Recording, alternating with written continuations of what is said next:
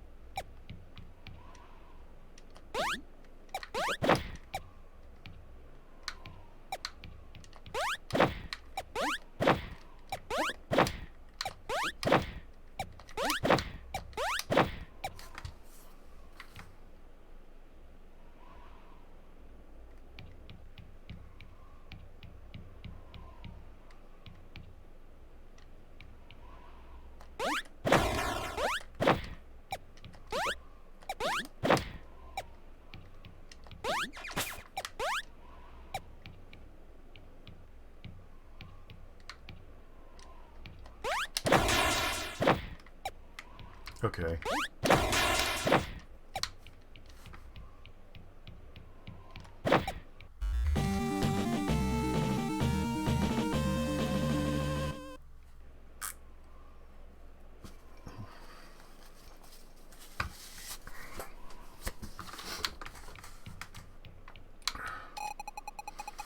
So you want to climb the Whoops. The Cyber Goddess will grant your wish only if you reach the top. I mean, it'll use your life too.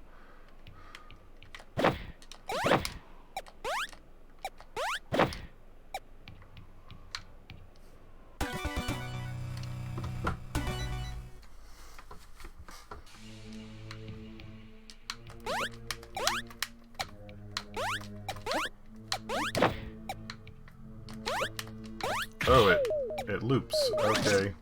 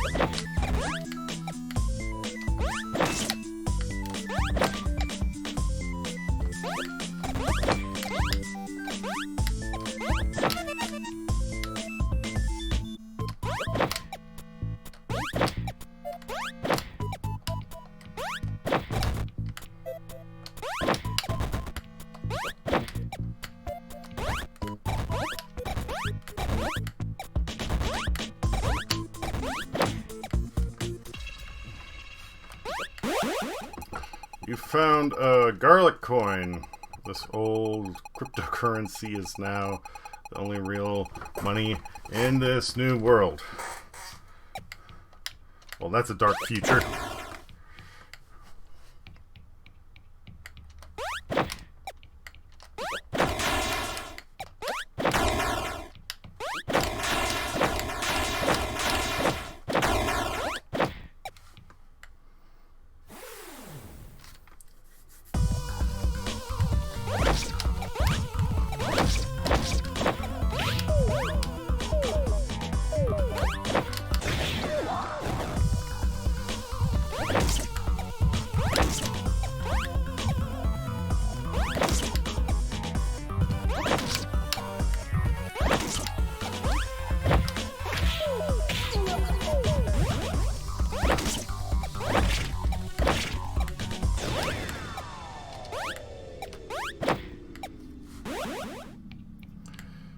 Okay, that took me a minute to figure out. Whoops!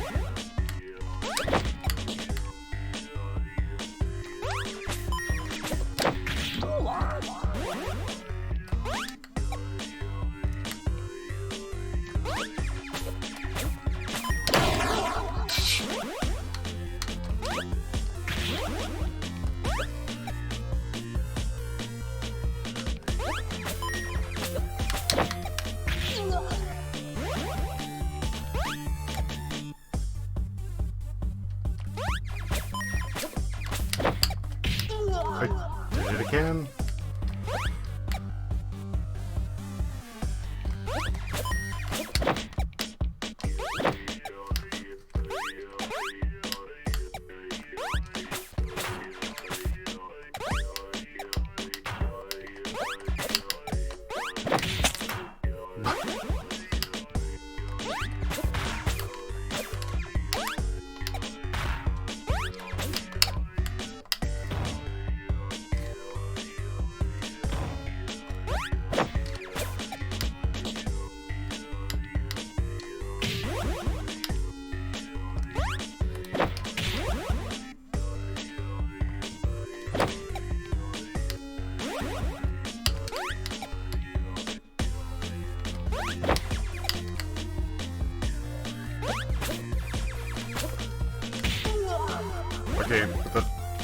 Important thing is the torches in the background are not set dressing.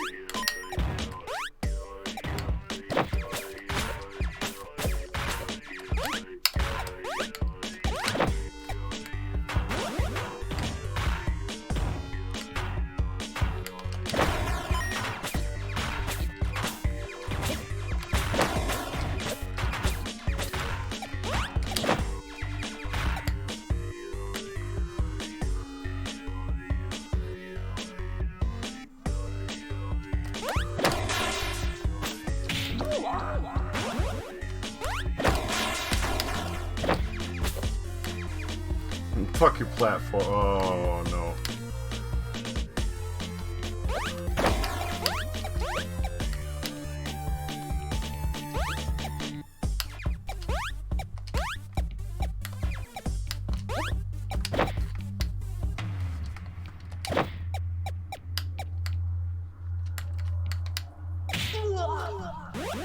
Okay, that's why you can't drop straight down. Got it.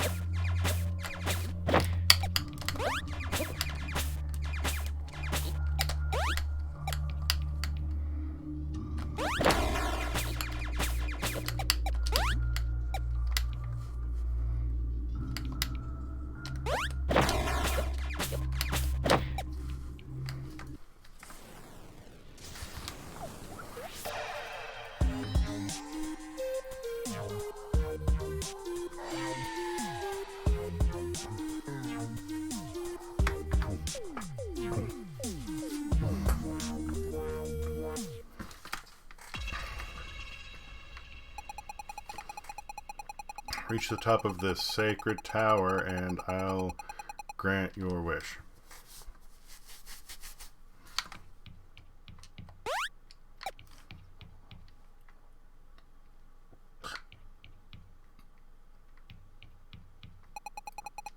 Never seen that love bar in my whole life, son. I wonder what that's about. And for anybody who watches this, it's behind my camera currently, so unfortunately I Can't be shown. Come on.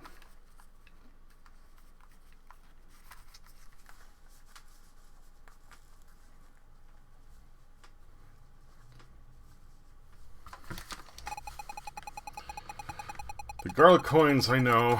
I spent all mine. So I'm waiting for welfare now. The second floor is waiting for you now.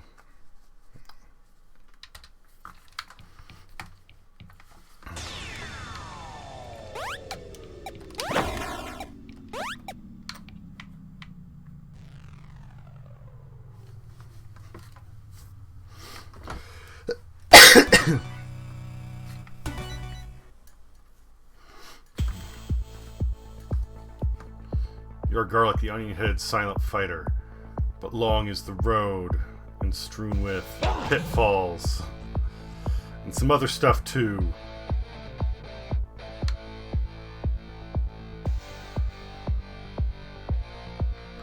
I was busy reading.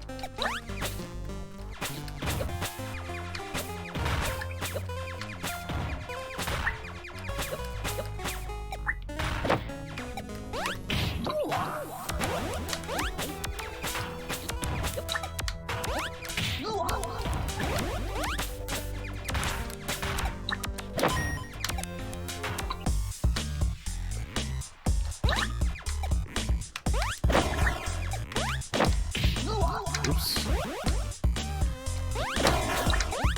Okay, I guess I can't go up that way.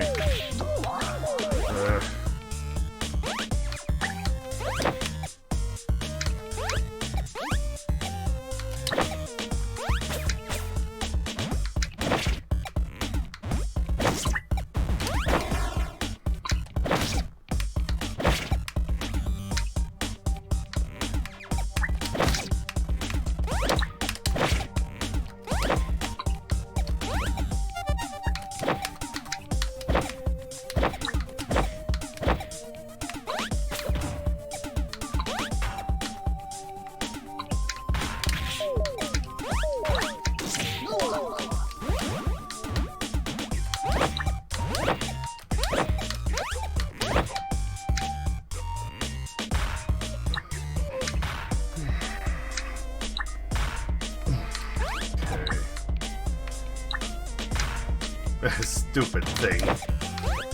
Oh. Oh, okay.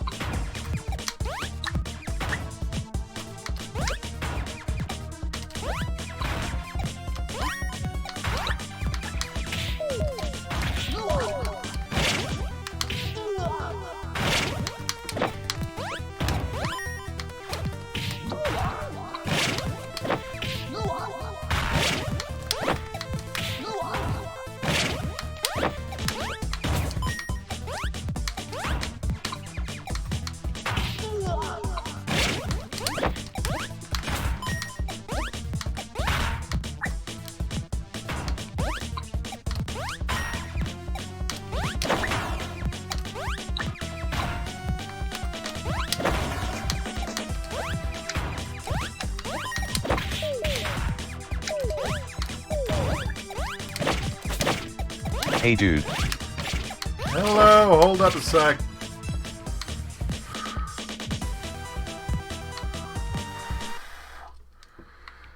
How you doing?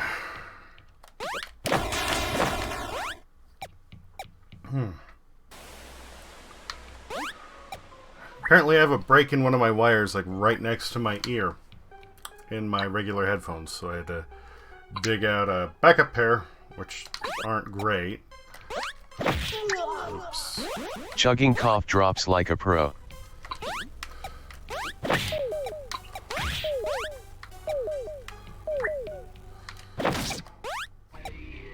Chugging? You liquefying them?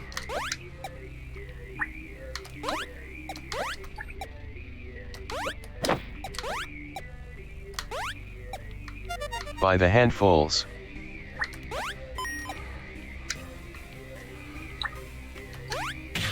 Oops.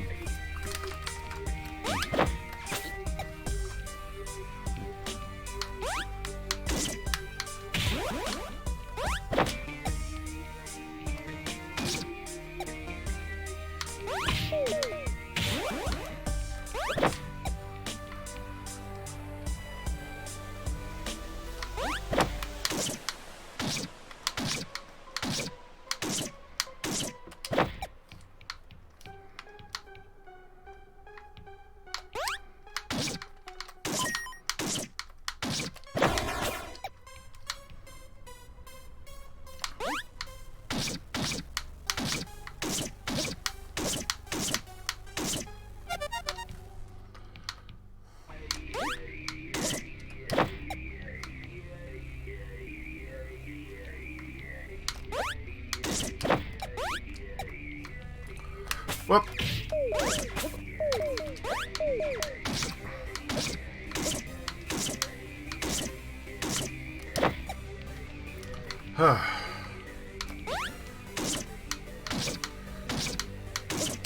For the record, I'm not entirely sure what this game is about, other than Garlic the onion-headed silent hero is climbing a tower to do something.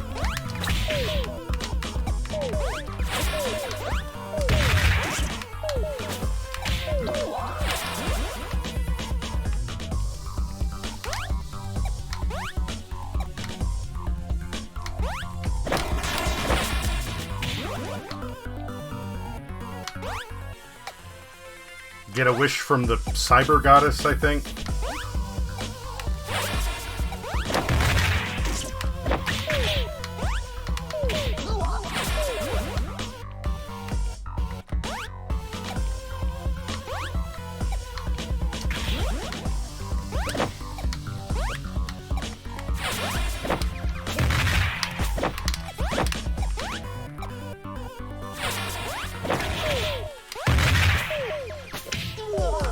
Onion with acid green colors. Only on this level. I see a theme here.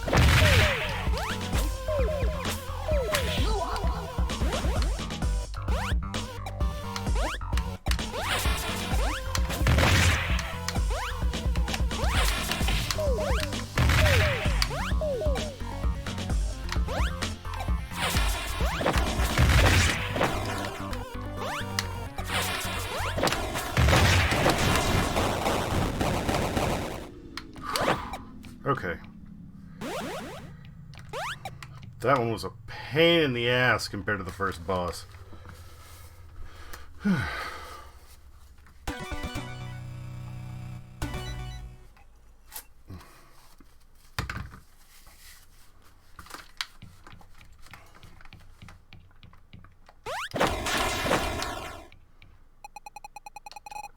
This portal leads to Dimension G.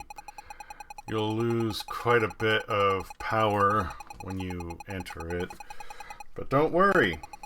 My brother went ahead first, and I know he's doing a great job in there.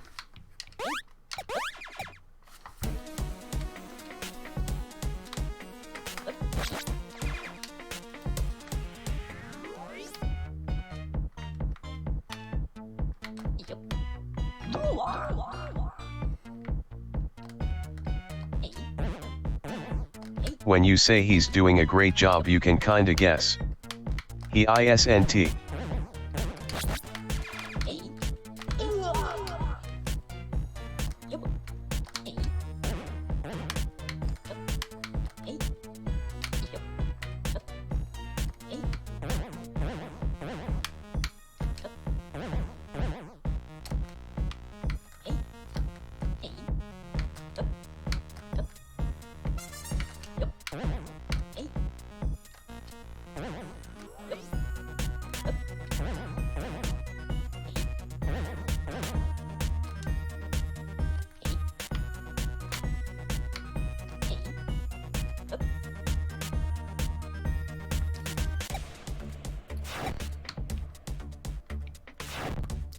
I will say this has kind of been like scratching my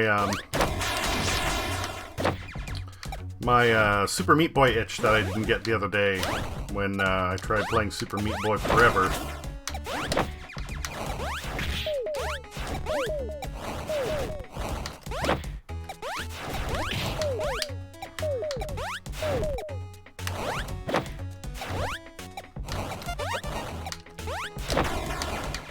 Kinda still wonder what they were thinking with that. Yeah, really.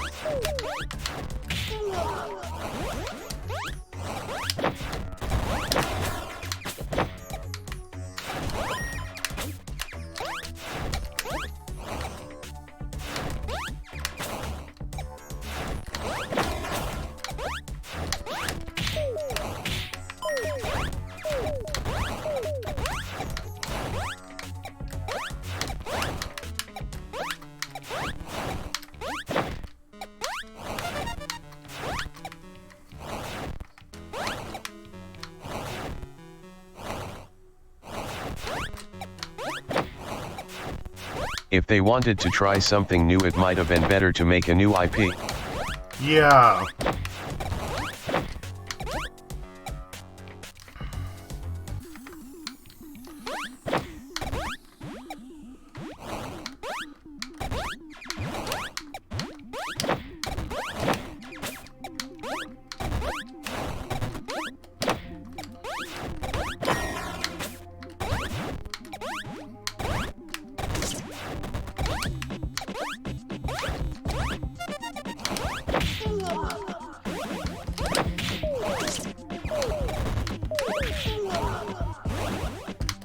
Whoops.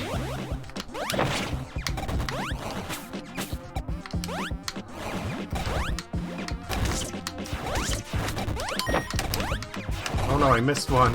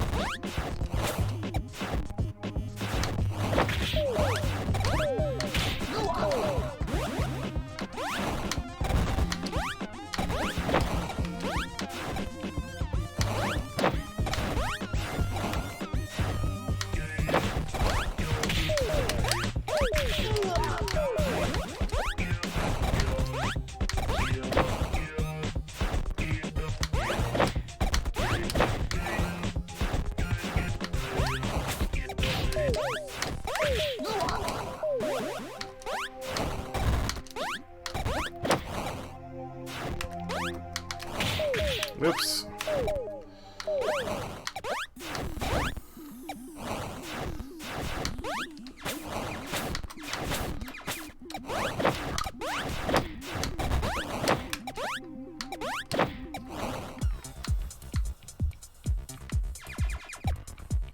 The torches are set dressing. Cool.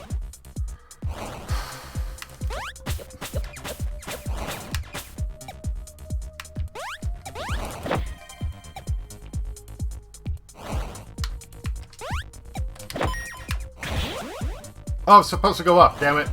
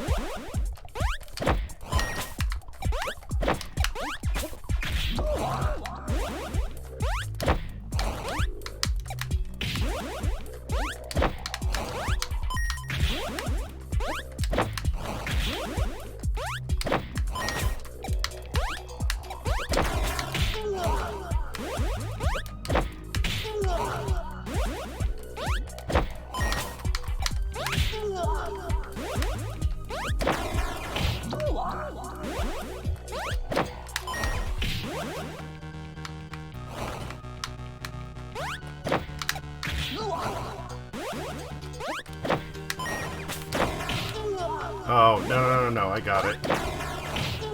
If I can execute it, I got it.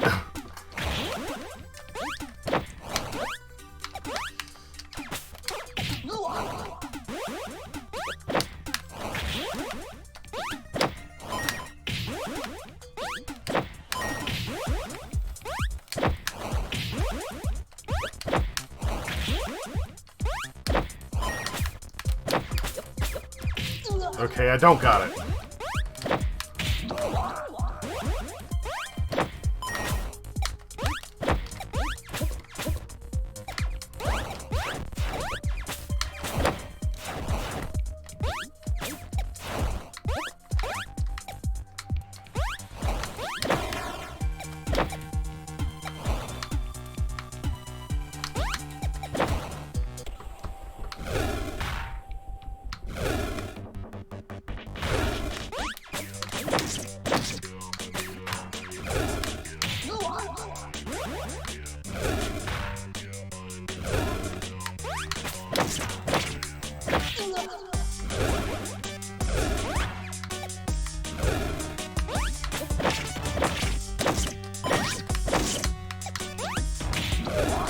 Fuck me!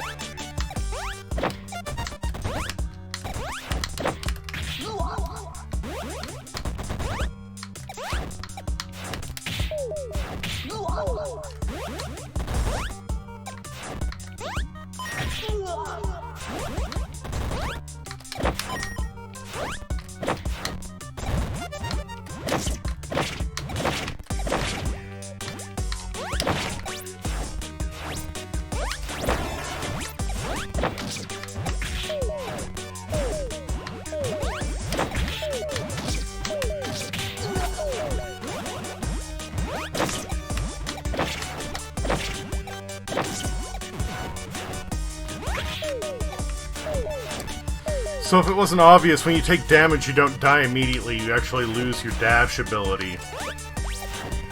So it acts like a temporary shield. You can't attack, but as long as you survive without attacking for that period of time, then you're okay. Unless it's something that's serious damage. One-hit kills like the lava or the spikes or the sewer water. because icky sewer water.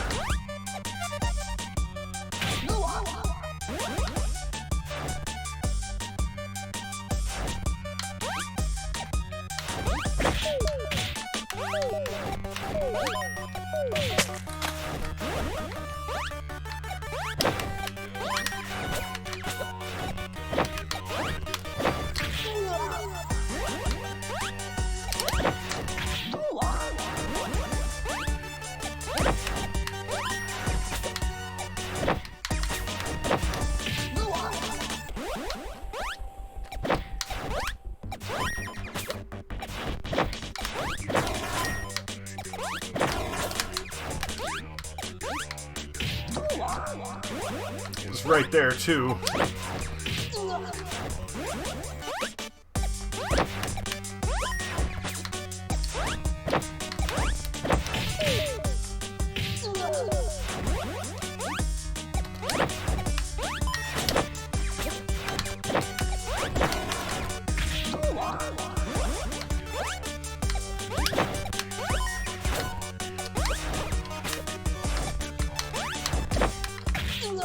What was I thinking? I don't know.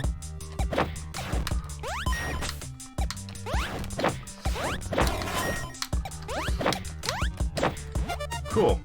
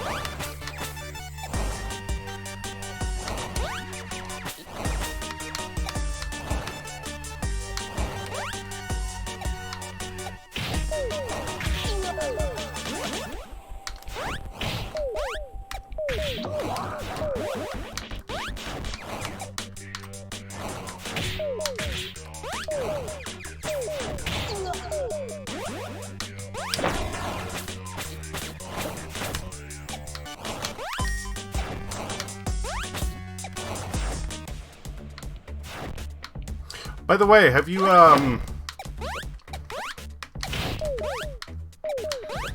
watched Stampede yet?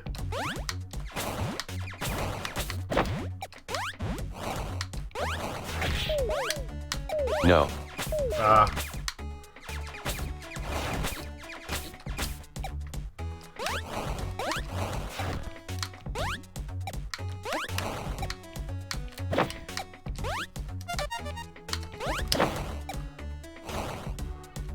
Not good.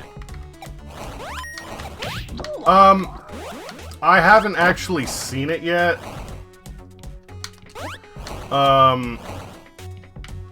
There's been some pushback regarding certain characters and story progression.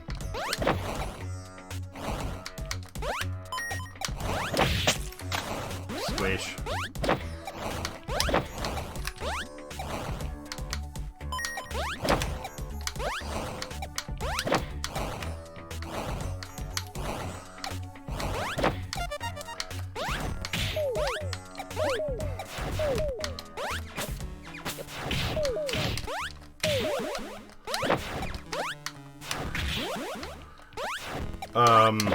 They booted Millie, which yeah was a bad move. Yeah. A lot of people are upset about that, myself included. First episode, they reveal certain things like Vash's robo-arm. And, we're almost at the top of the hour, so I'm going to take my break here. And then we will continue.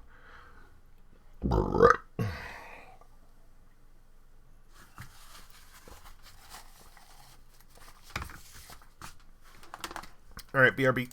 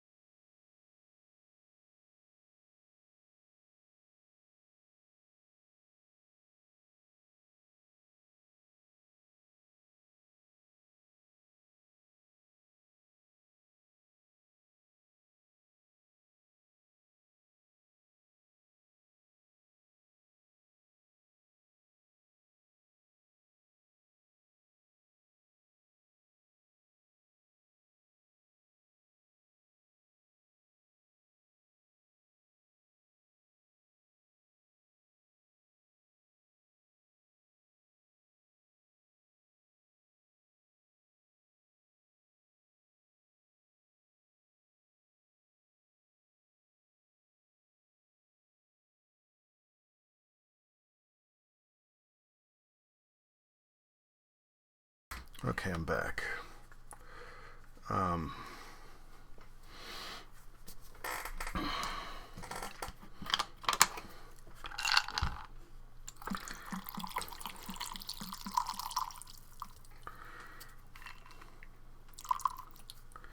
They changed Vash's gun. Before... WB. Thank you, B. Before, he had a .45 caliber pistol,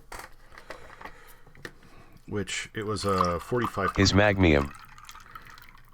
Yeah, it wasn't. Well, I guess it's basically a Magnum. It's a .45 Colt, which is a very powerful round, and they turned it into a .22.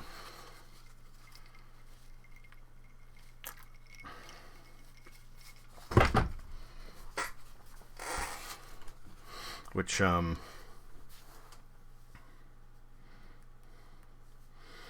it's a, From big boy to pea shooter. basically,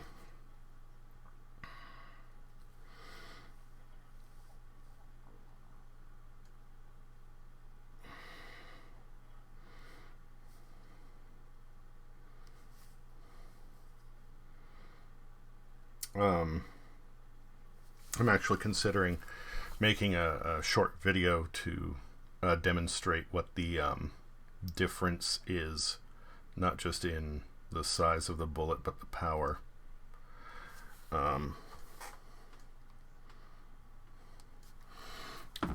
I just sent you an image on Discord.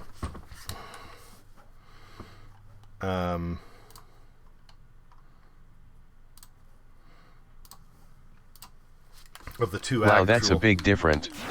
And the thing is, what I have there... I don't know guns, so this helps. Yeah, and that's part of the reason is I think a lot of people will benefit from a visual aid. And the .45 round that I have there is a .45 automatic.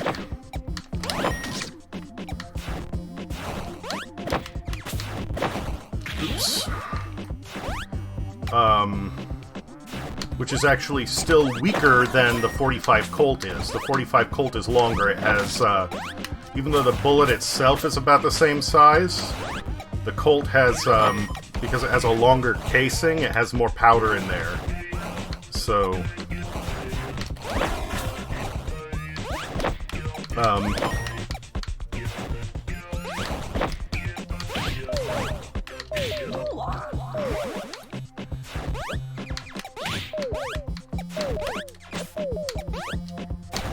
yeah, if you think that that's a big difference, the fact that Vash's .45 is actually even bigger than that should tell you how much it's been changed. Oops.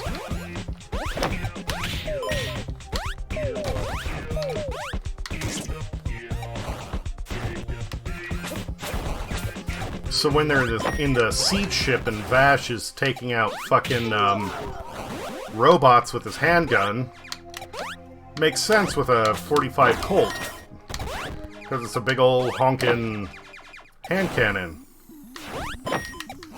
But with the 22, there's no way he's going to be able to do that.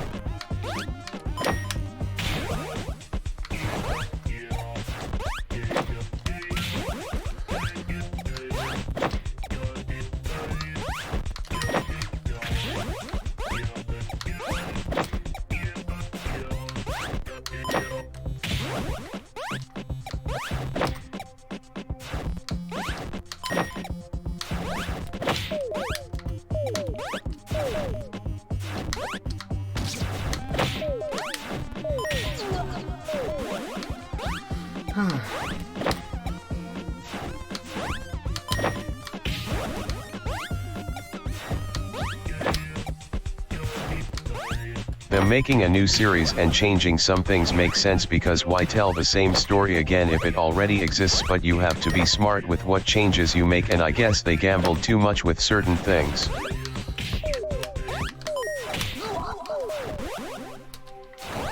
Because to me, him being able to wield this extremely powerful handgun with such accuracy shows quite literally his level of both strength and control.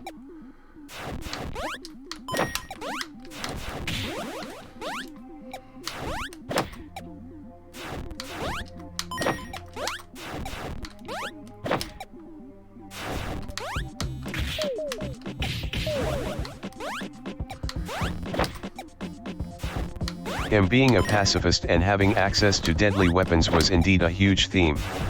Yes. Damn it.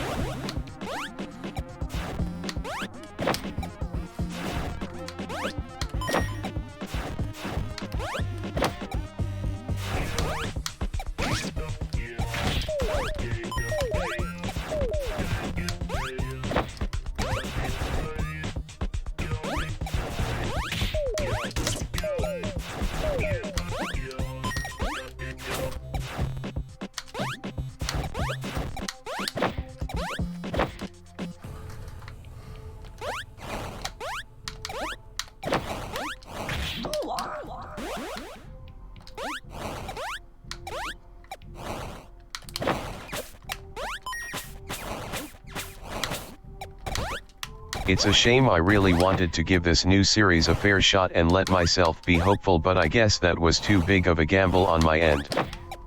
I mean, it may still be good. The action scenes still are... they look awesome. You know, maybe they will do something with it that, you know, fits Trigun and, you know, does it justice.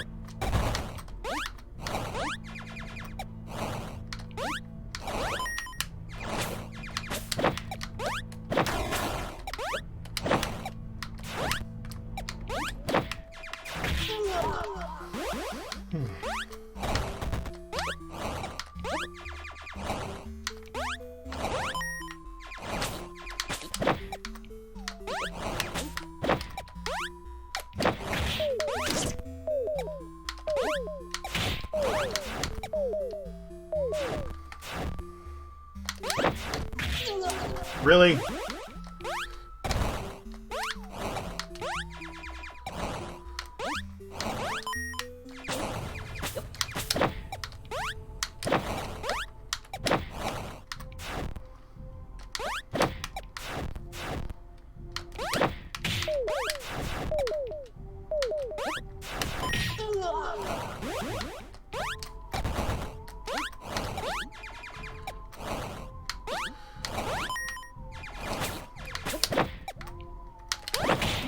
There is the chance, some people are theorizing that because of his look, because to me, that he absolutely looks younger in this.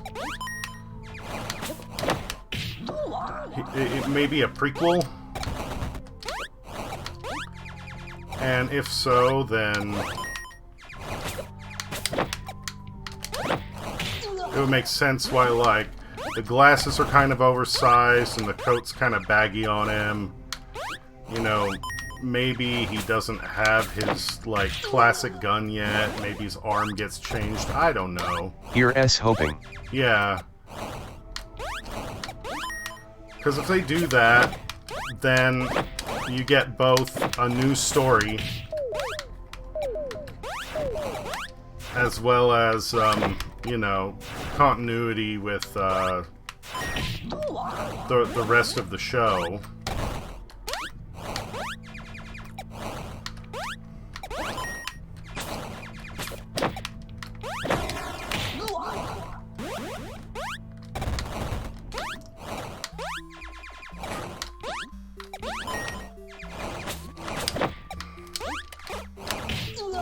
Damn it.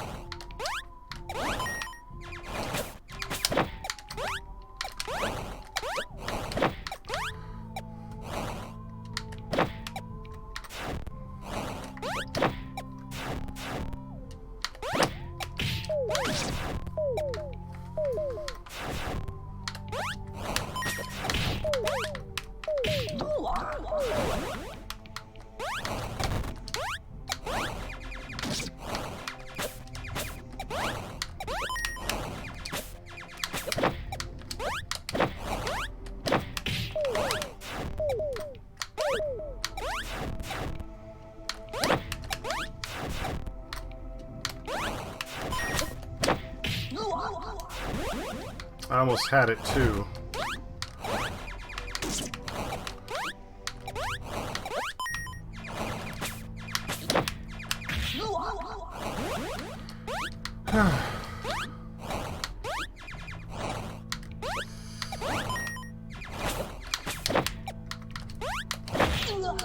Anyway, yeah, to me the biggest thing, like, people are complaining about his appearance. I don't necessarily mind it that much.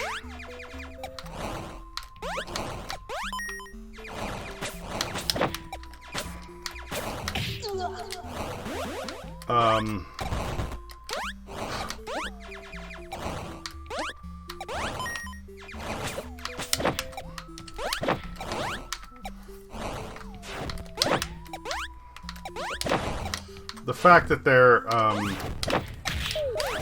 already, you know, disclosing his cybernetic abilities is a little bit frustrating to me because part of the thing about the original was the pacing and trying to understand, like, what the fuck is going on with this guy and how he survives some of what he does.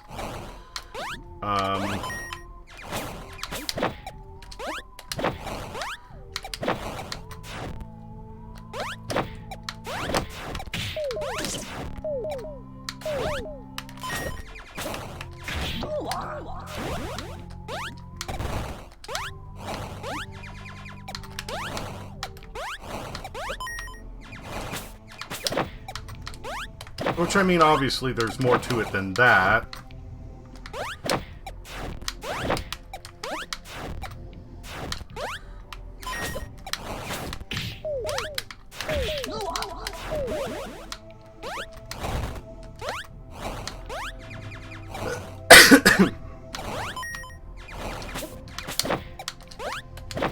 But yeah, the big thing to me is the gun, because that was really a good symbol of, like,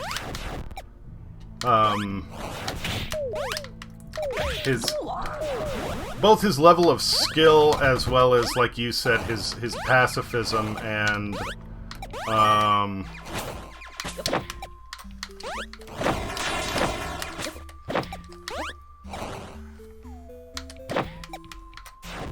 not just being able to control it, but his personal mantra and being able to live up to that. Whoops.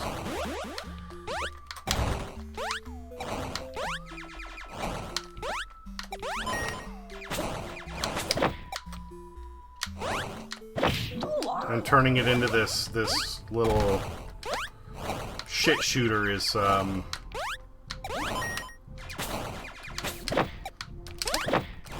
besides the fact that there are just certain things that it won't be able to do. I mean, I'm sure they'll... His appearance isn't that drastically different, so I guess it didn't get under my skin too much, but I get being upset if their main reason to change it was to be more trendy.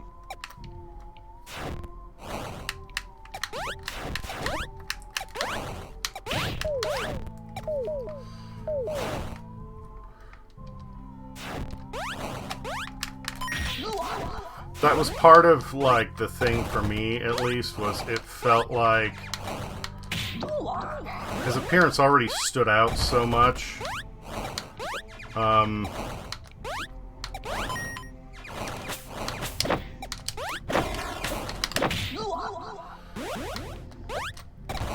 They didn't necessarily need to change it, but... Again, I also don't hate it. If he's, you know, essentially living on the run the entire time, then it's going to make sense that he has, like, a coat that doesn't entirely fit him, or glasses that are a little too large, or whatever, you know. The hair being a little more mob-like. But,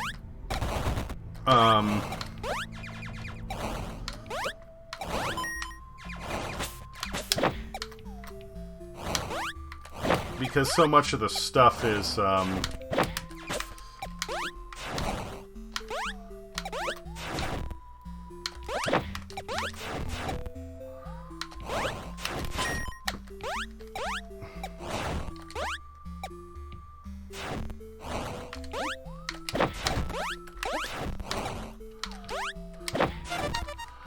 actually, as a prequel, it doesn't There's streamlining a design and making shapes cleaner and thus improving it, but his UGG look was already pretty good. I guess the slicked back super spiky hair was the one thing I am okay with an update.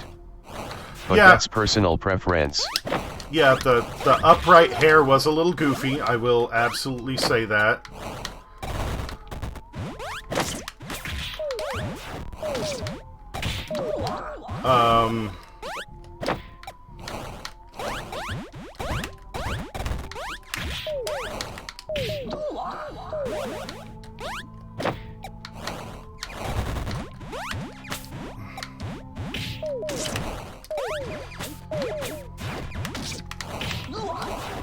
But giving him the, again, like, if it was just the... And I do like the larger glasses too, but again, personal pref. Yeah, and that's, I mean, like, if you do, then you do, that's fine. For me, I guess the big issue is the oversized glasses and the oversized coat.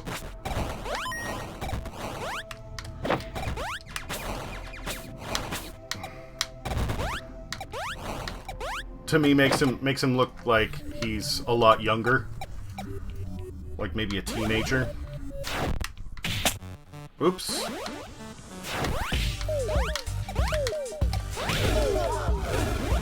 Jesus.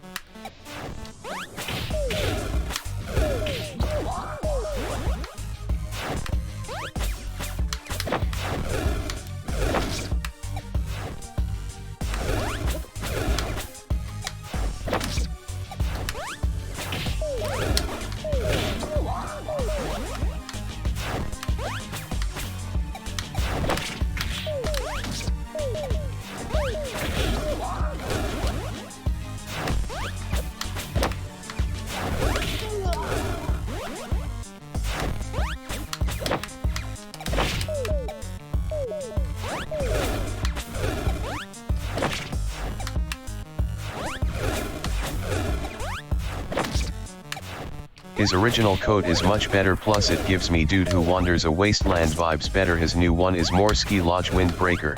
Yeah, that I will absolutely agree with.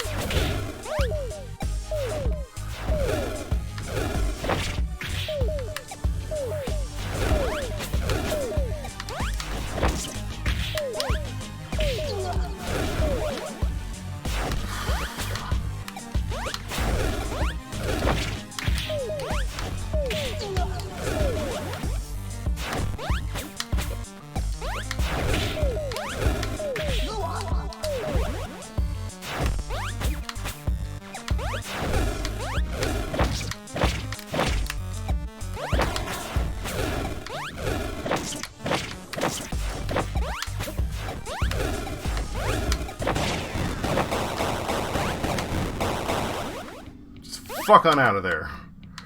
Okay.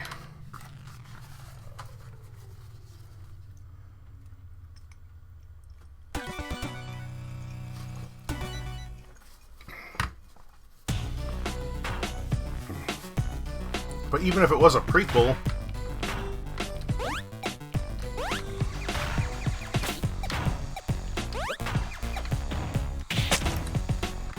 okay, I guess we just gotta get the timing different on that.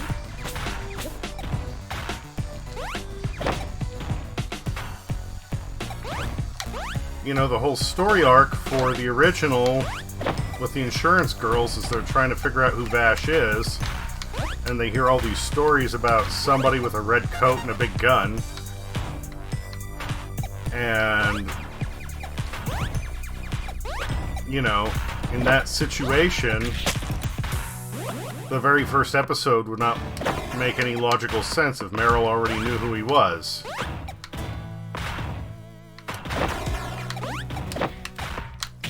Oops. Yeah, Meryl isn't supposed to know him yet, so it being a prequel falls short.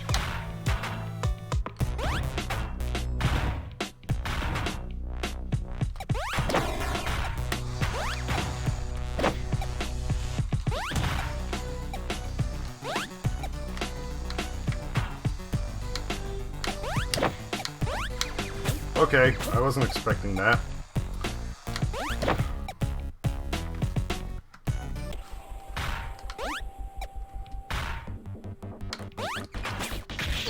Oops.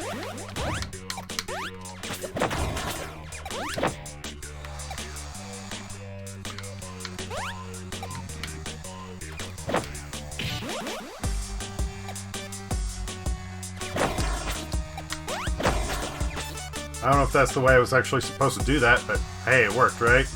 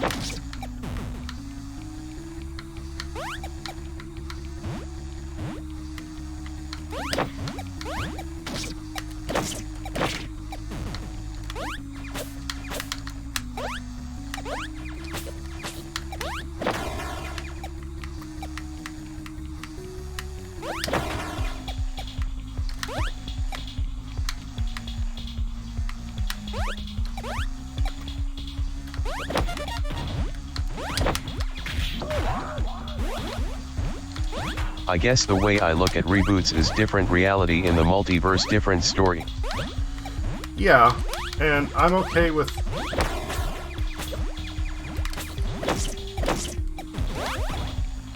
I'm okay with different takes. I'm alright if it isn't entirely the same story.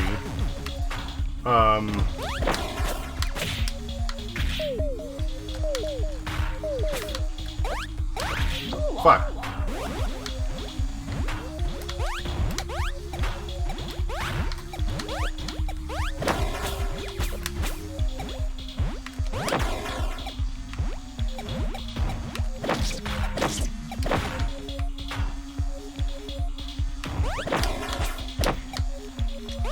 We will see how this plays out. Hopefully Millie might come in a later episode. Yeah.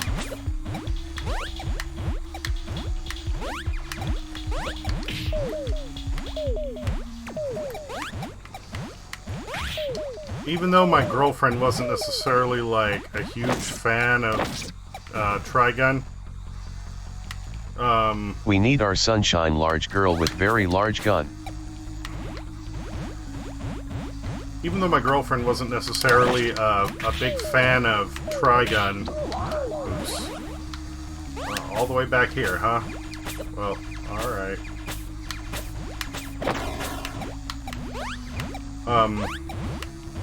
We actually didn't even finish the series because, I mean, like, I've seen it all the way through. But she didn't finish the series because,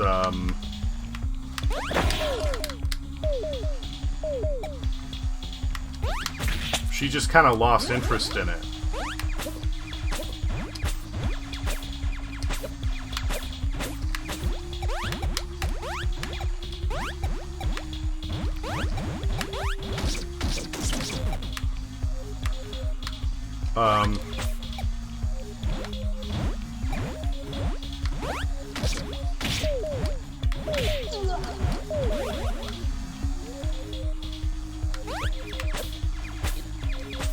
We made it a little past halfway through, I think.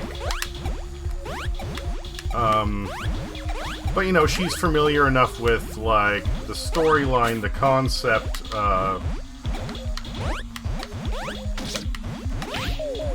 much of the plot arcs, you know, whatever.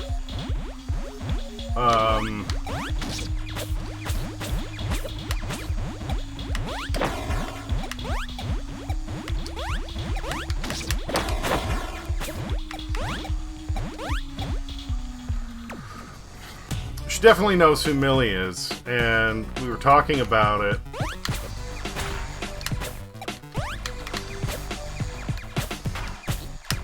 And Millie is such a iconic character because she is big and she's strong, but she's really sweet and timid, and that is not a combo you see a lot.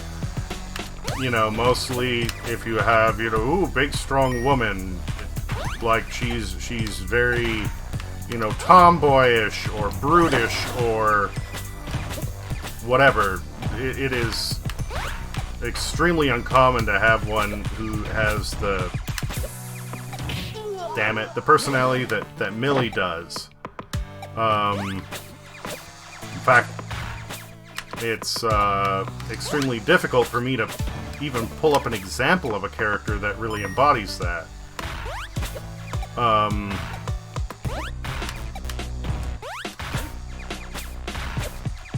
So,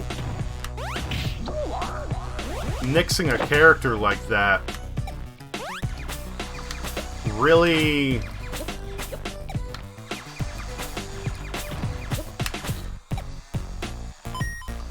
feels like a loss. Who they brought in to replace her, some old dude.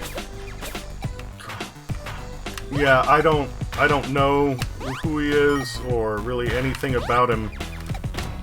All I know is people have been saying, who's this drunk guy supposed to be? And I'm like, okay, interesting.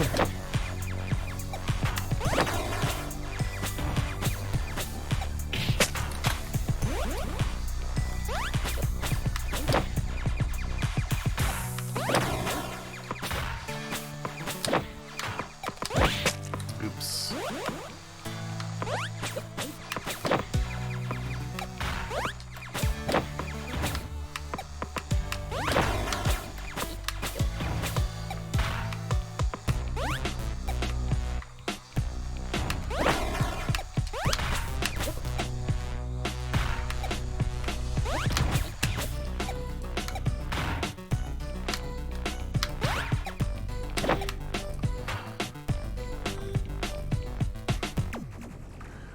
I know Meryl is supposed to be like the big sort of, you know, personality behind the Insurance Girls.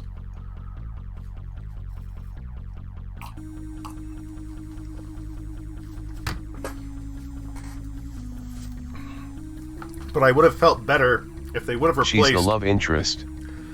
I know she is, but even then, like, barely. You see her taking a shine to Vash, but, like... I never really... It was one of those things that almost felt forced. Like, I never felt like there was much chemistry there.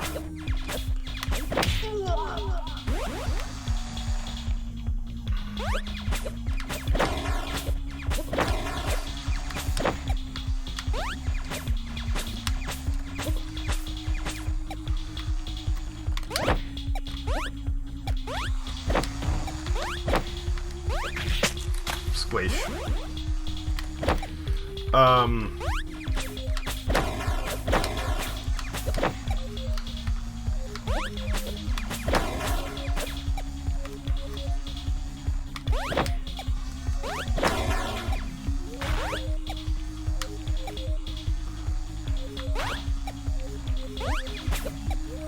Other than the very much, you know, just inferred sort of like, yeah, she's getting attached to him. Their relationship was open for interruption since he leaves and she follows him. Yeah, yeah. But there was never any big... Oops.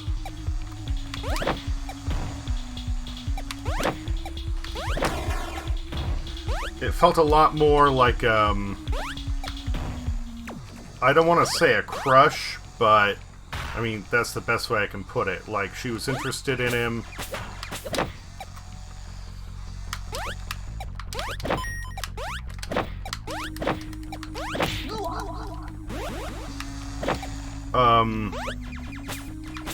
And he kind of was in her, but it never felt like it was a major, you know, thing. So they didn't necessarily need to even, like, keep her around, in my opinion. If they were to have tossed somebody out, I would have rather they tossed out Meryl and keep Millie in the story.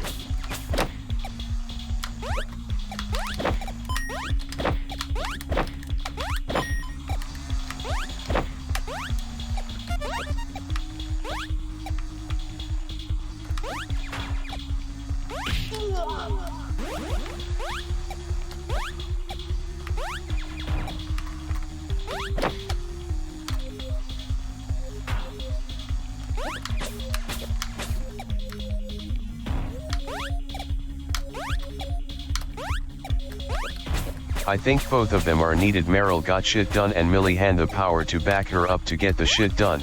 Yeah, but that's the thing, is like, you could have another character that also gets shit done. If they're going to, you know, I mean, again, it wasn't that they just made Meryl an individual. It's still a team. They could have gone and...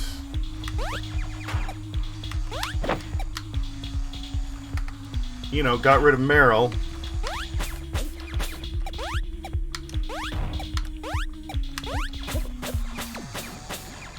And had Millie in there. And made, you know, whoever the fuck they bring in as Meryl's replacement be the one who, like, isn't a ding-dong and actually, you know, says, okay, we need to go here and do this and be mindful of XYZ. God damn it. This would be a lot easier if I wasn't trying to get every one of those fucking coins, but I'm trying to get every one of those fucking coins.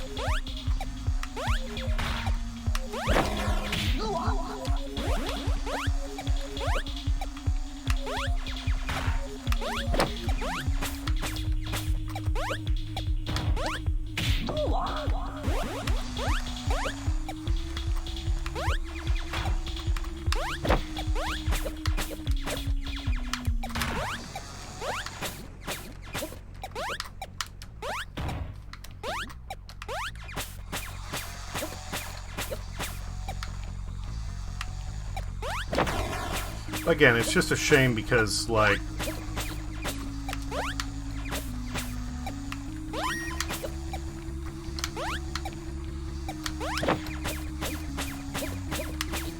you know, for me, because Meryl is such, or not Meryl, because Millie is such an unusual character type.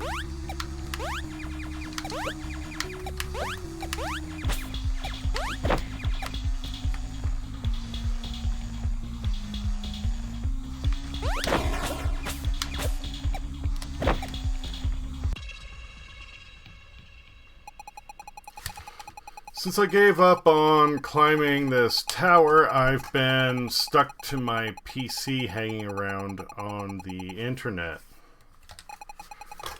Watch so many memes, man. I don't mind if I die here, but the computer sure looks a bit beat. It's a major fumble on their part. If you want to give it a try, go ahead. I'm a bit bored today.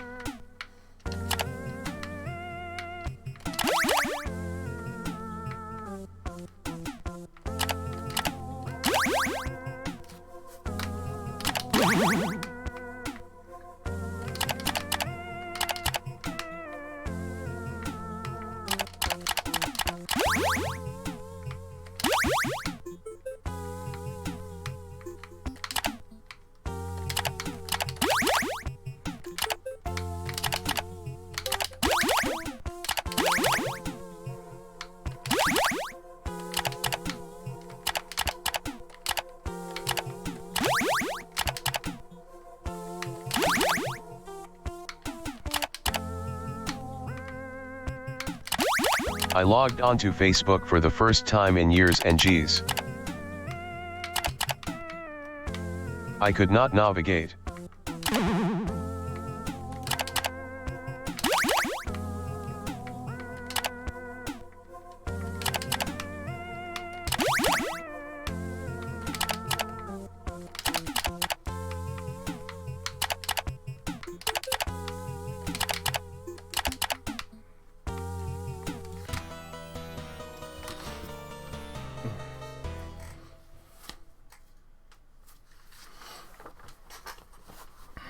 I did not do great on that minigame. Oh well.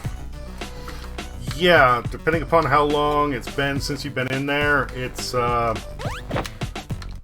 It was like when I went onto DeviantArt for the first time in years and was like, where the fuck is everything?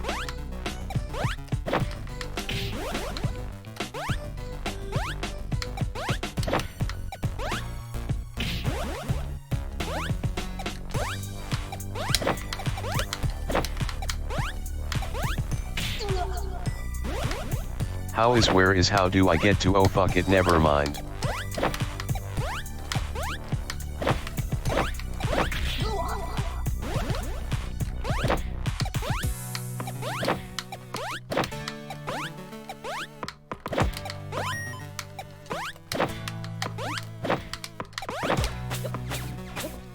that was close.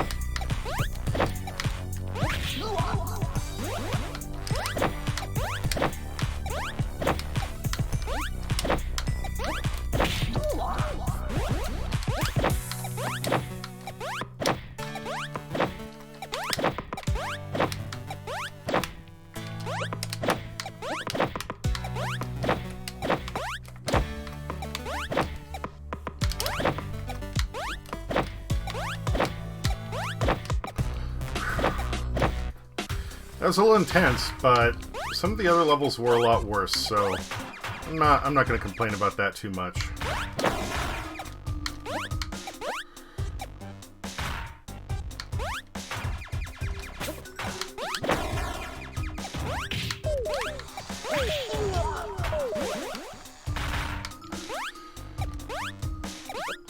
Yeah, I need to set up a Tumblr again and start getting back into that. And,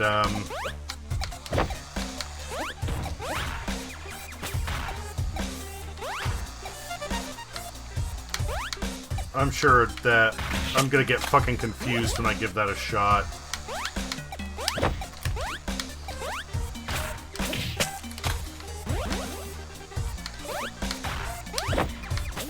Tumblr hasn't changed at all, you'll be fine. Oh, interesting.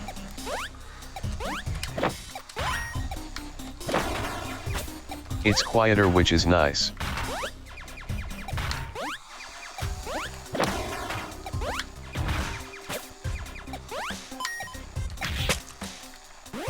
Wait, that saw cuts me... Why does that one cut me in half when...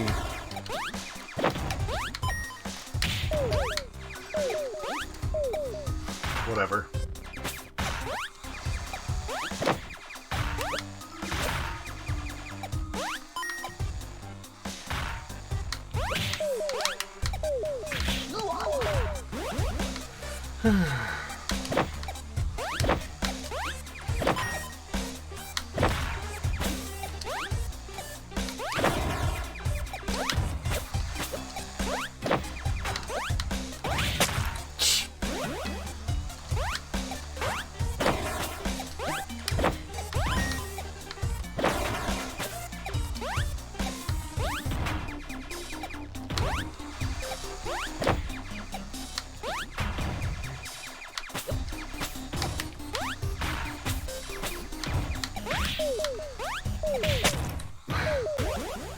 mean, I know everybody has their own preference, but to me,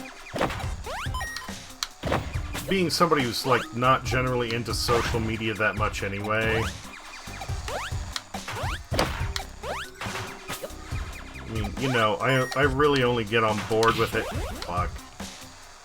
For trying to, you know, promote my streaming. I mean, that's really the only reason I got on Twitter in the first place, was to help that along. And,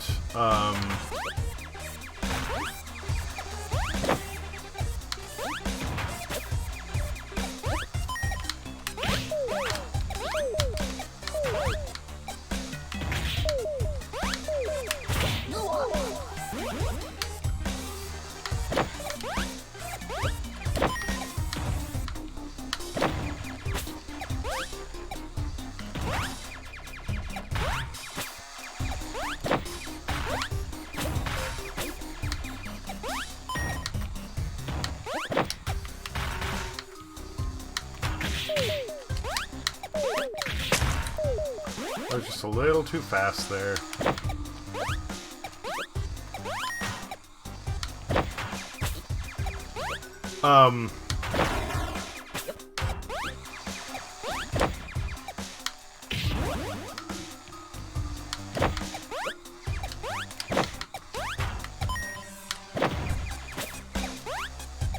Still hoping for the day I can make some more friends. I don't have a lot of friends where I have interests in common, and it kinda sucks when I want to talk about stuff. Yep, I know the feeling!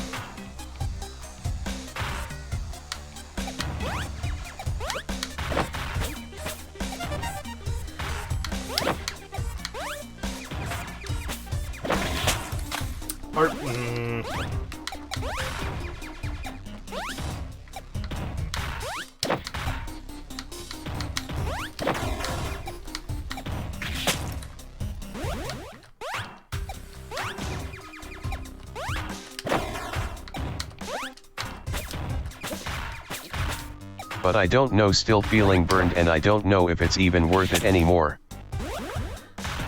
Still feeling burned? Like hurt or just tired?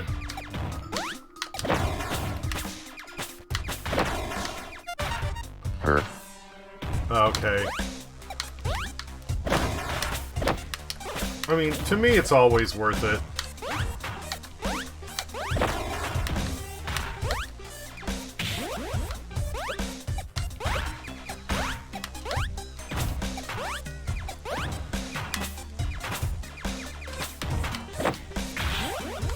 Granted, my fucking emotional fortitude is, like, through the roof. Damn it.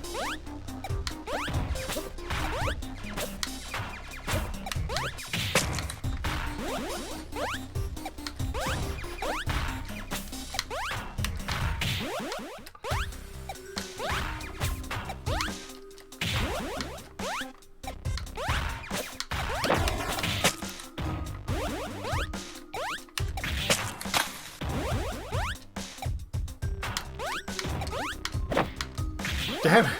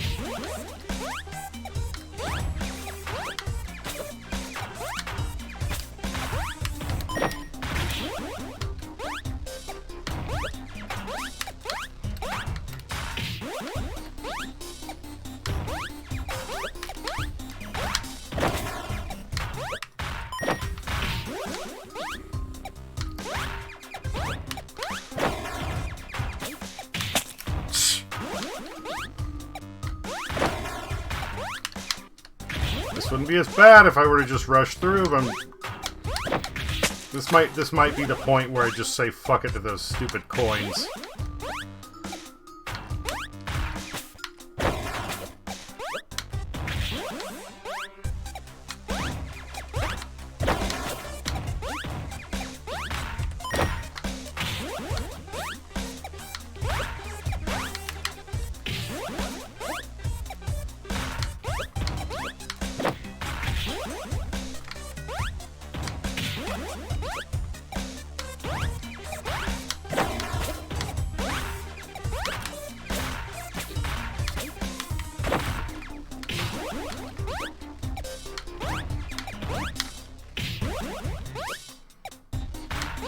I just don't have the time for fair weather friendships anymore.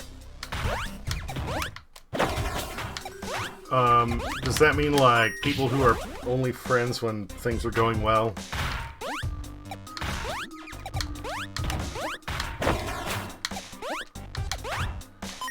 Oops.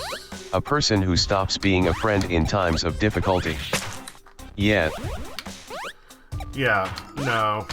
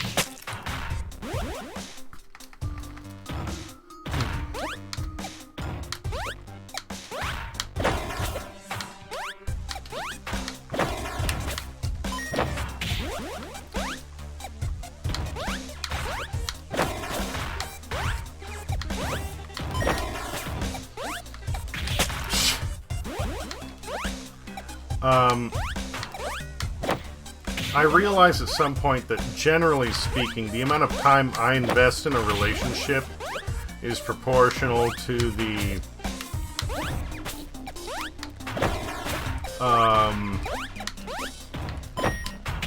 enjoyment and time that somebody invests on me. Now, granted, sometimes I'm not as good about it as I could be.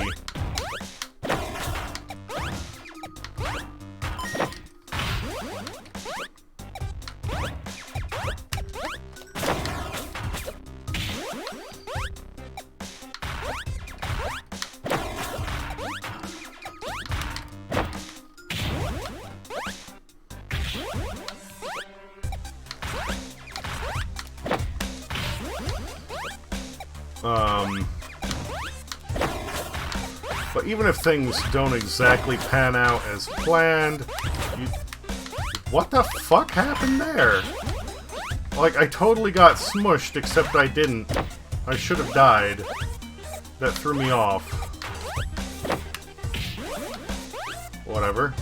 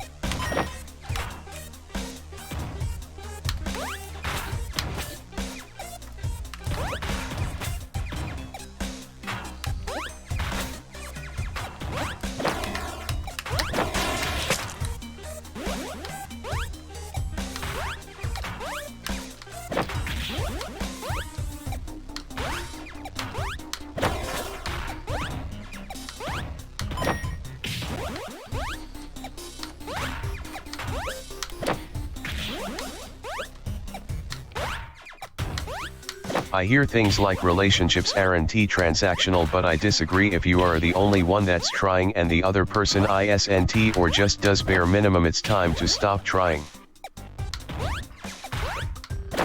Well, okay. Fuck. It's true. It's true. It is true that, like, relationships are not transactional, but I would say that's on a one-to-one basis. Why would you invest time in a relationship with somebody if that particular person makes you feel like fucking garbage, right?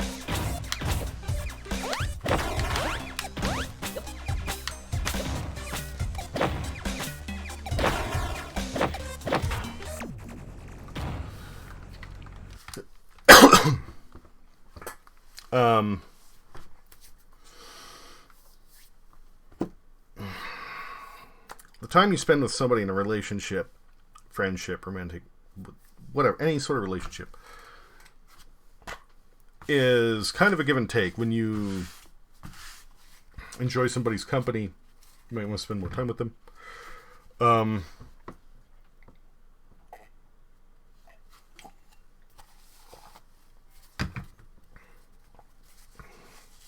Sometimes it's how much effort they put in. Sometimes it's how busy they are or what they do for you when you are with them. It all depends.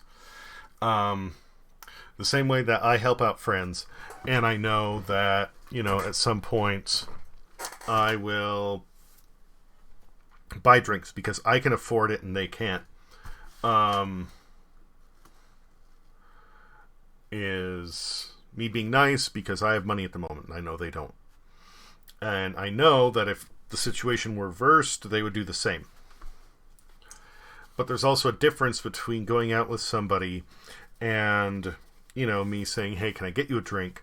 Versus them going, can you buy me a drink? Can you buy me a drink? Can you buy me a drink? I guess transactional is a cold way of saying it, but really it should be both sides giving and offering their time with no strings attached. Well, there's always a little bit of strings attached, but there has to be, like, understanding and within reason. Is really what it comes down to. If you're the only person who's putting out the effort, that's not okay. The same way that, like, again, the analogy that I'm making is, if I go out with a friend, there are no expectations, and I offer to buy them a drink, then that's fine. I'm doing that because I'm trying to be nice. But if they're constantly, like, asking me to get them a drink, then I, like, every once in a while, hey, I don't have money, we're here anyway, could you cover me? Yeah, fine. Would I like them to pay me back? Yes. If they don't, I'm not going to shit bricks. But if they're constantly like, hey, can you do this? Can you do that? And no, then that's not being a friend. That's being then you used. Feel used and less like a friend and more of a convenience. Yeah. And in a way, a relationship is transactional. Except it's not a one-to-one transaction. It isn't a, you do this, you get that. That's business. A friendship is more loose, more understanding, and just doing what you can when you can. And that's fine. But you need to know where that dividing line is. And when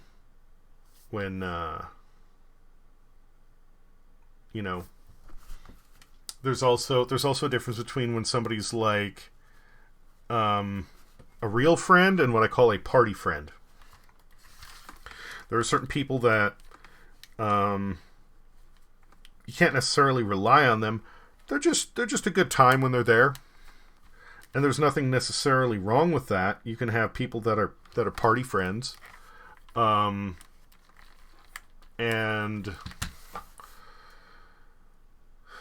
that's cool. You can hang with them, if you're going out or if you're doing whatever. They make for an entertaining time. But you know that they won't back you up if shit goes down. And when it comes to people like that, to me that walks the line of fair weather friends. Yeah, it kind of does. When you have somebody who's approaching that dividing line, that's the point where I say you don't need to say fuck off and get lost. You just need to recognize that if they're going to treat you like a fair weather friend, you do the same to them. When they need something, I'm not really feeling it right now. And if they want to, throw shade at you, then fine. Then they can get lost. It's on their terms. But yeah, there are definitely some of those people that like they're cool to hang out with.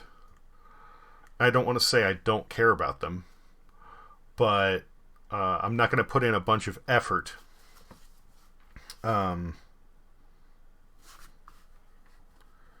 Because it's not worth it. It's not worth it. It's one of those things where really it is. I put in the amount of effort that they put in.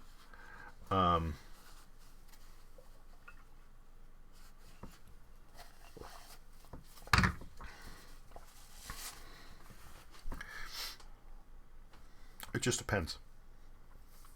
But I don't go and immediately just say, they're gone, they're done, they're out.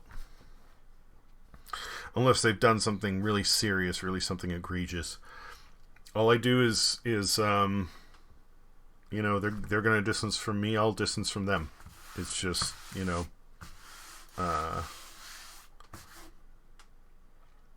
mirroring whatever's going on. Anyway, it's break time. I will be back in a few minutes.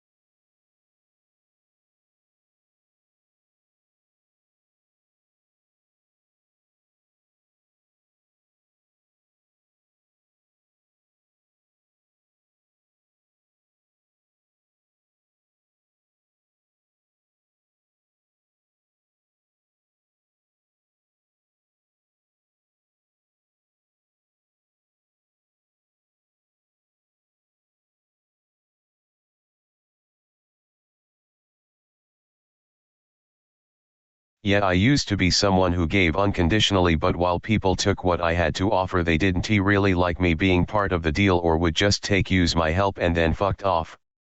I am jaded as fuck these days, not anymore.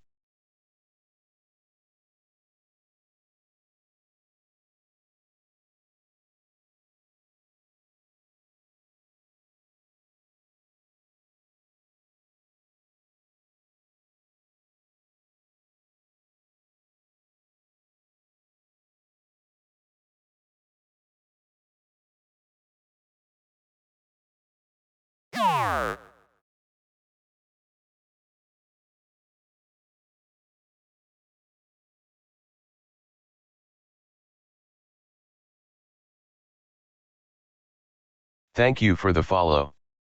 Scarlet Ninja Nai.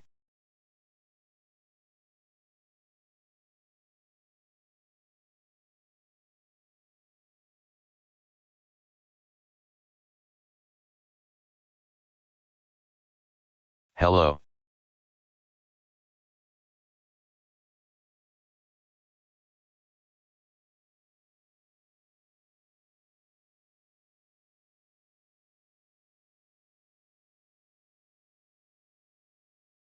Squesk B hello.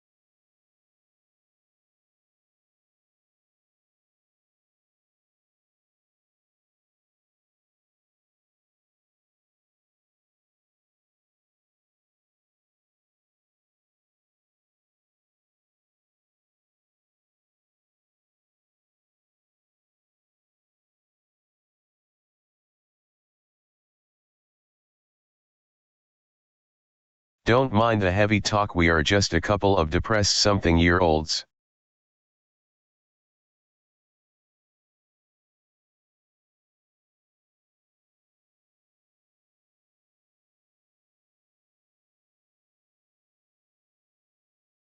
I'm right there with you, lol.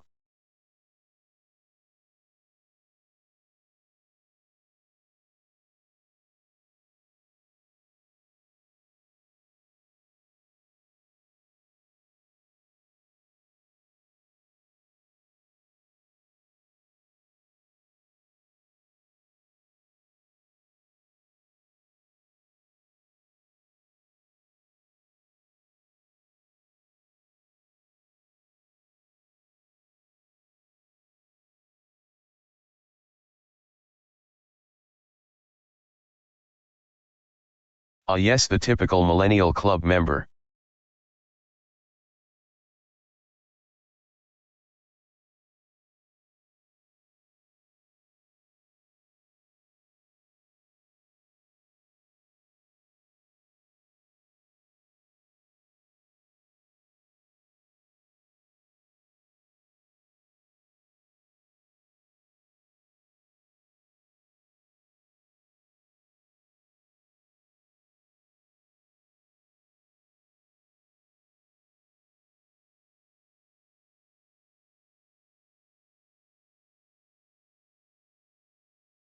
Crying in the showers gets you the next one free.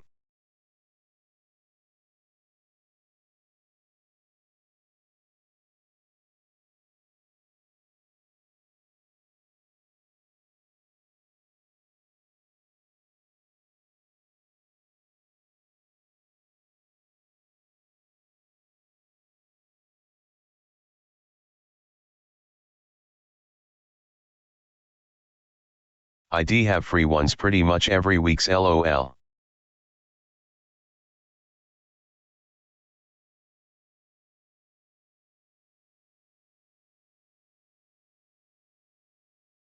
Nice.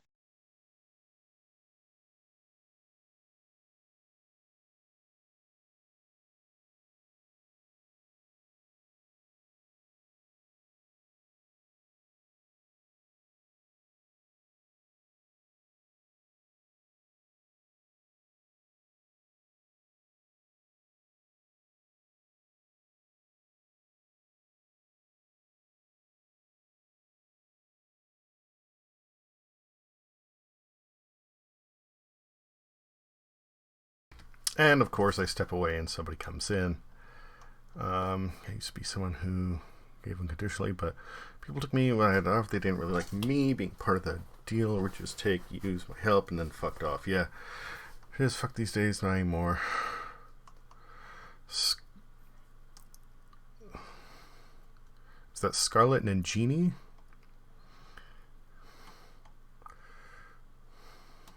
A couple of depressed 30-something-year-olds.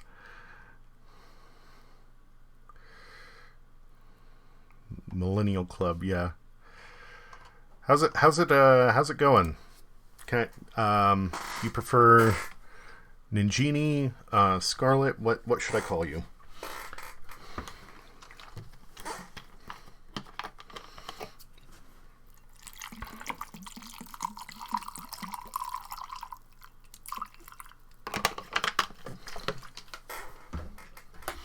And are you familiar with this game?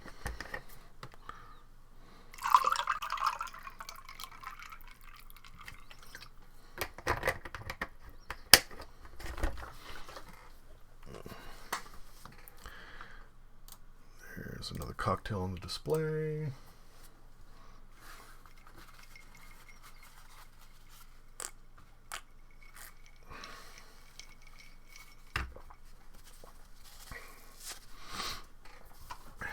And let's continue.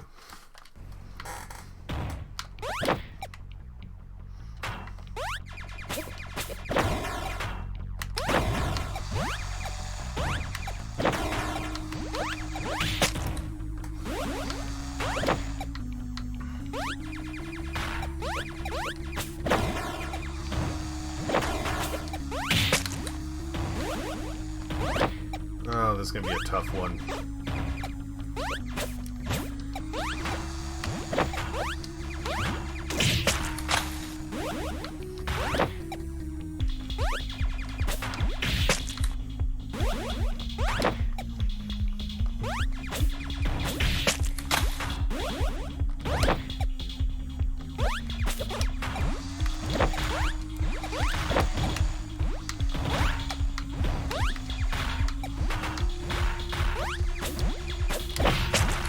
Really?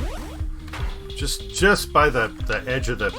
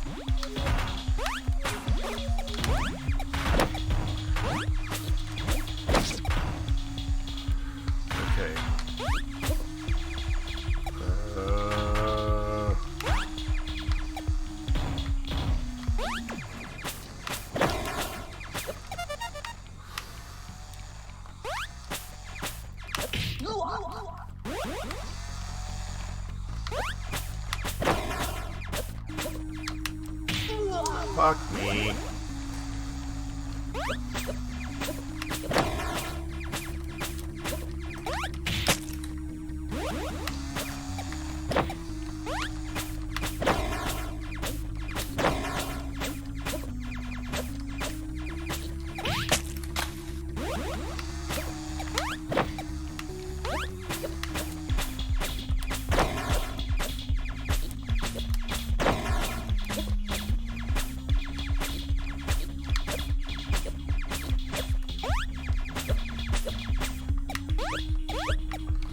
Well, that part Diesel, wasn't hello. bad. Hello. Yeah, how are you doing? Welcome in. Sorry. It seems like I'm most likely to get a new viewer or a raid when I go to take a break. LOL, it's Ditto. Oh, that's you. Okay.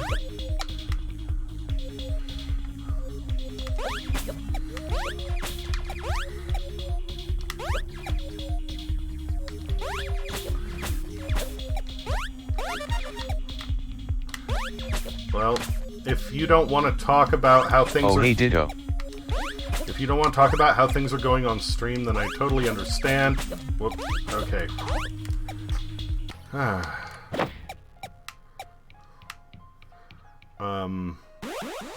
But all the same, I hope they are good. Things are looking better than they were. I'm glad to hear that. I'm glad to hear that.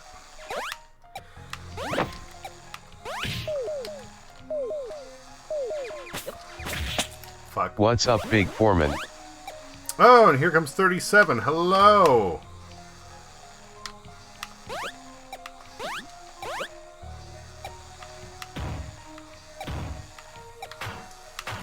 Oops.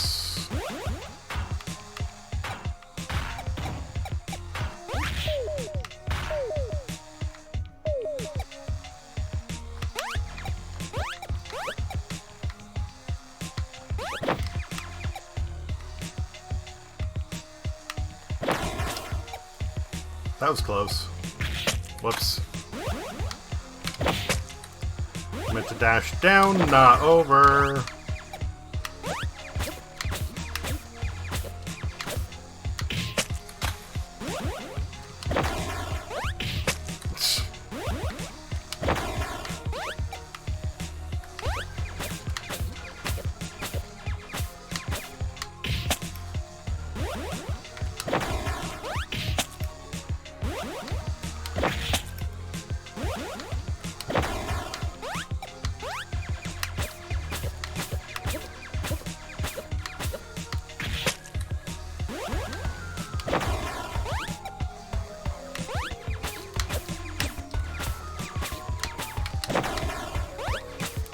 There we go.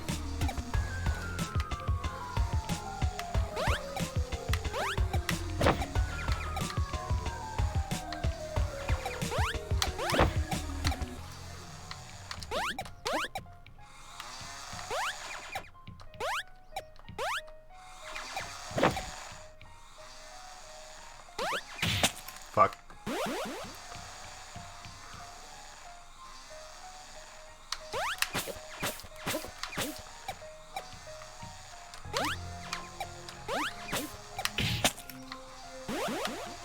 Well, the question persists, in this case, Ditto. What would you prefer I call you? I mean, you're rebranding, so... I still have some things to take care of, such as getting my second job going, but things are looking up now.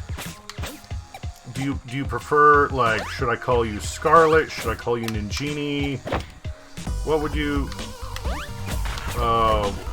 Sudden boss battle, okay. Oh, there's a button on top, okay.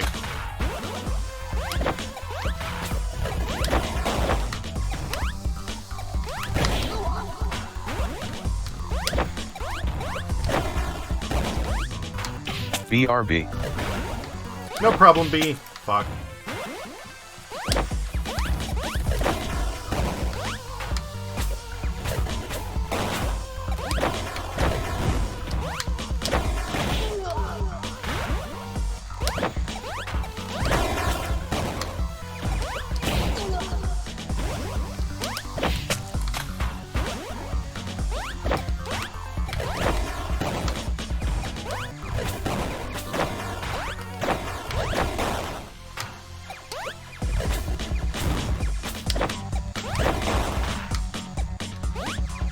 And in this case I'm going to start going by Ninjini or Scarlet, either one works. If I return to content creation I will likely also use my first name.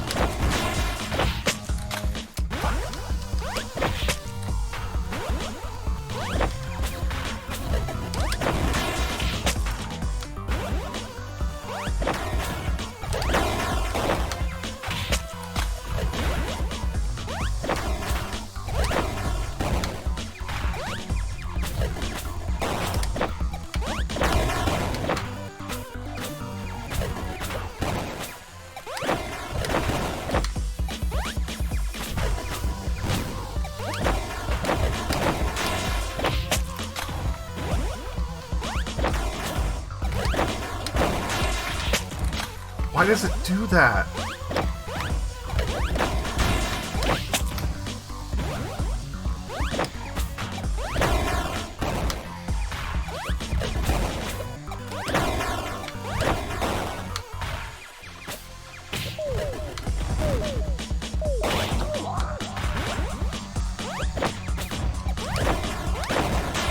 Alright, then Scarlet for now is what it shall be.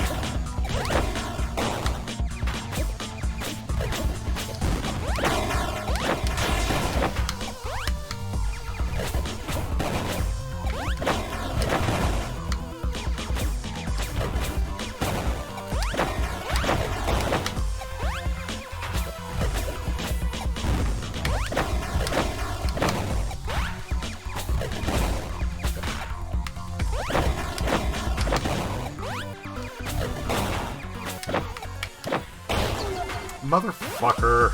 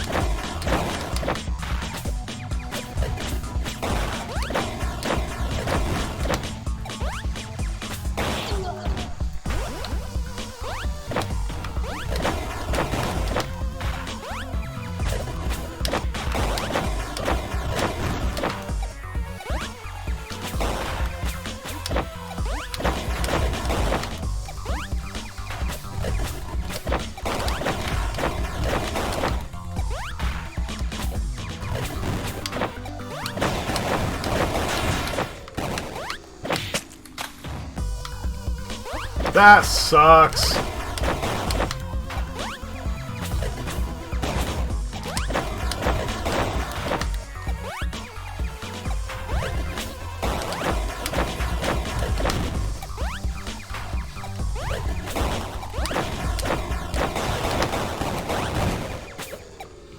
Okay.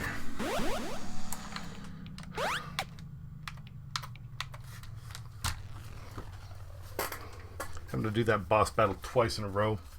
Fucking...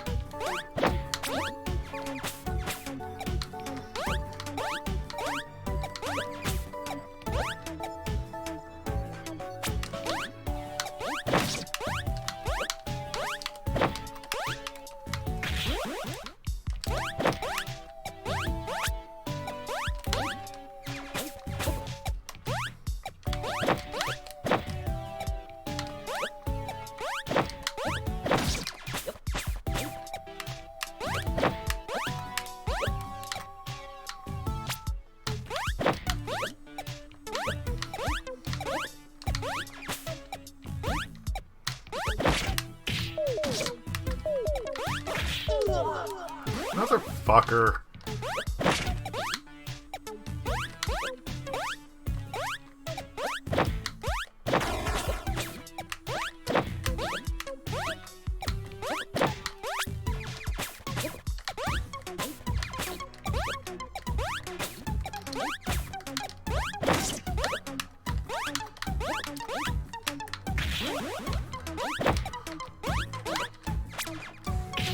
Okay, this is getting on my nerves a little bit, like, the fact that it doesn't let you back scroll, other than just, like, one screen, is kinda lame.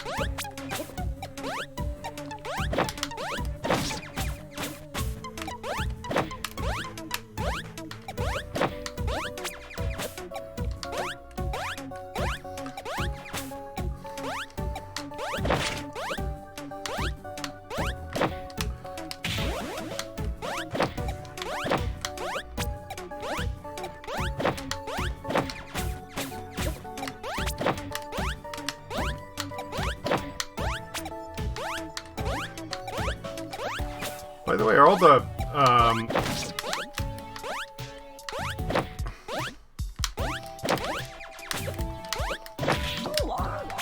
audio levels okay?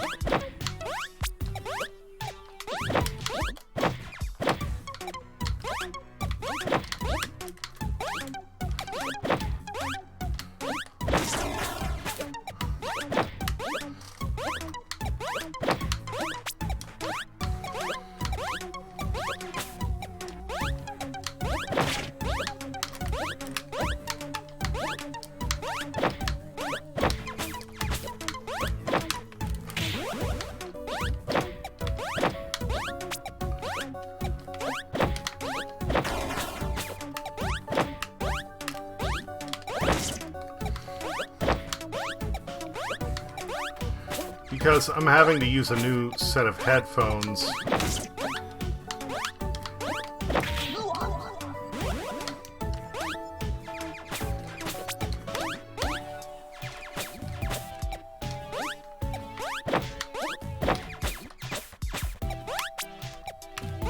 Volume's fine. Okay, okay.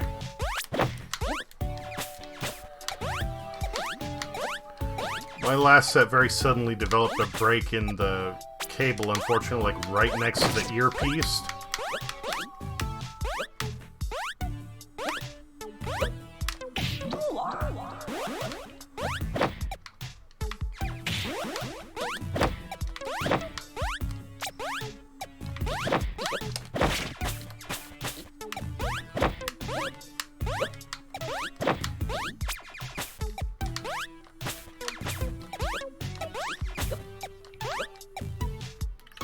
So I can't say for certain, but it seems like they're shot.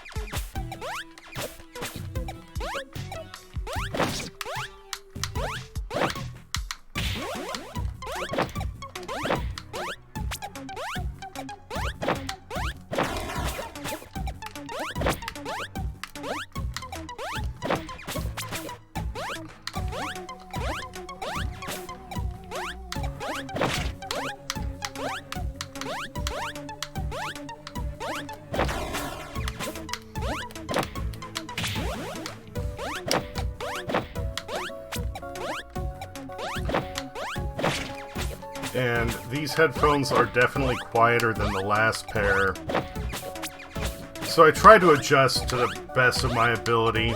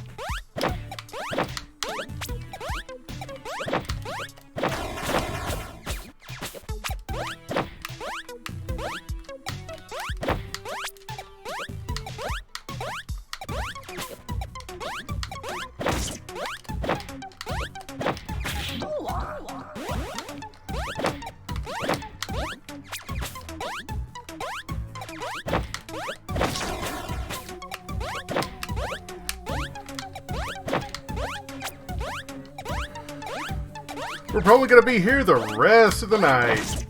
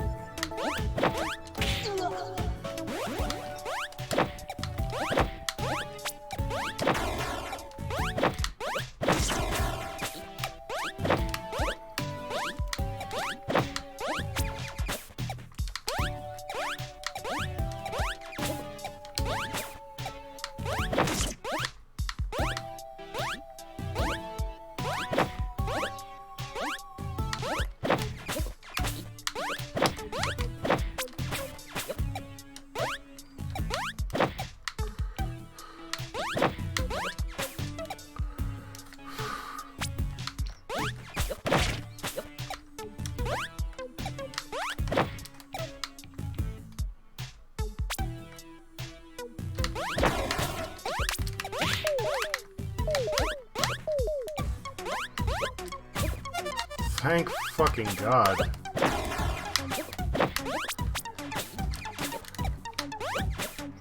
No God to thank. There is no God here.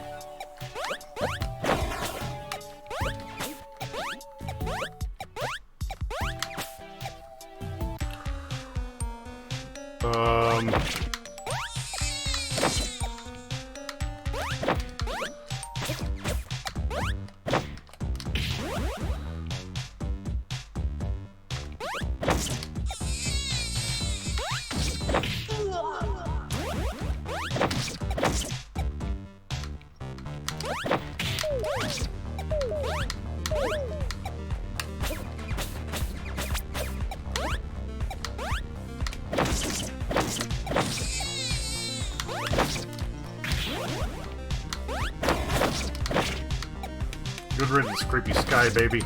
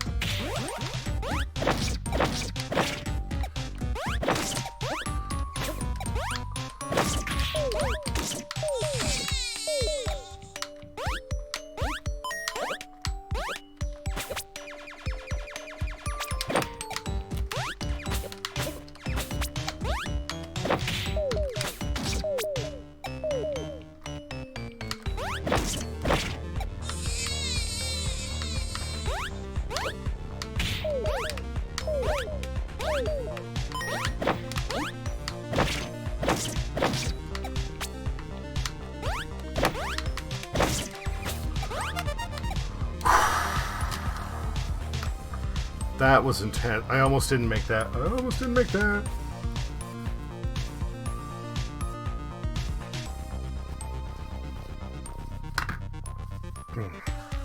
To be right there and miss the checkpoint, I would have lost my shit.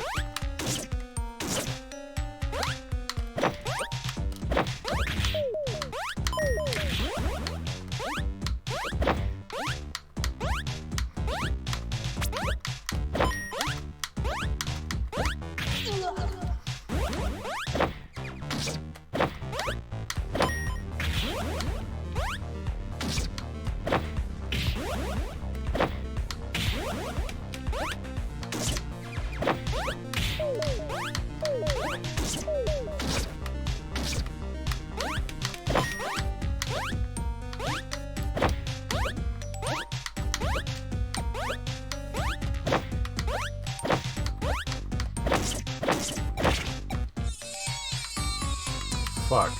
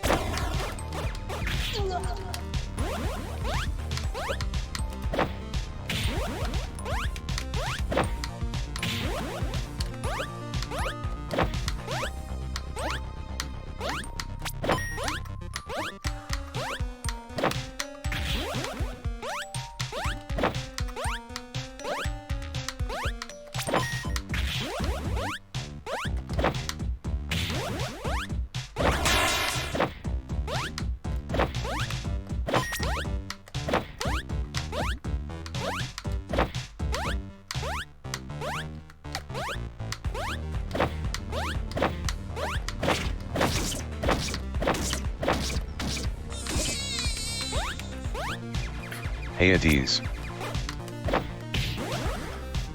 Lacan, hello! How goes it?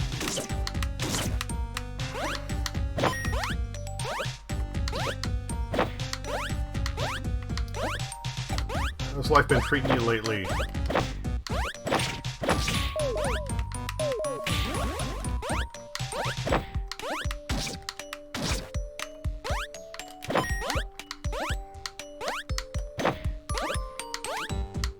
Okay, Ema, how are you?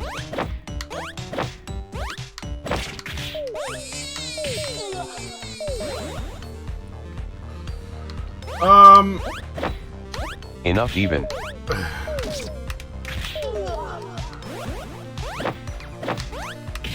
Been better, been worse.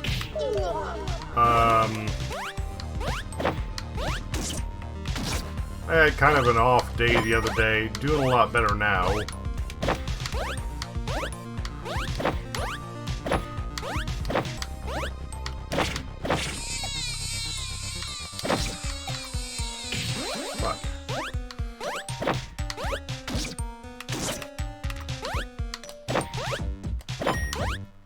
I'm glad you're doing better. Me too. I was,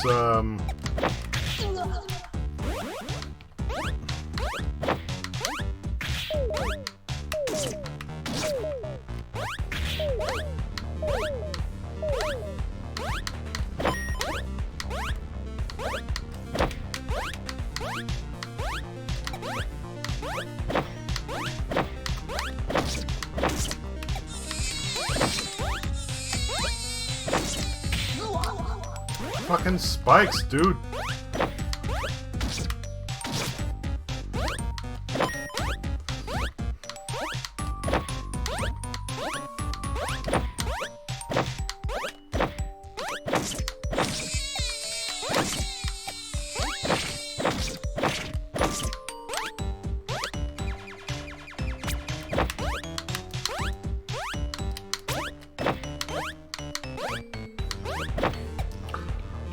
Thank fucking God.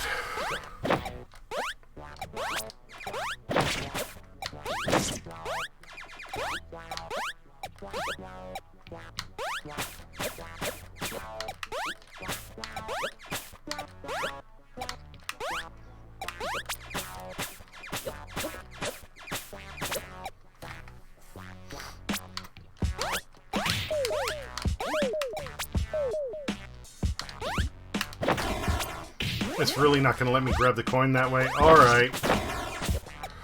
The hard way it is, then.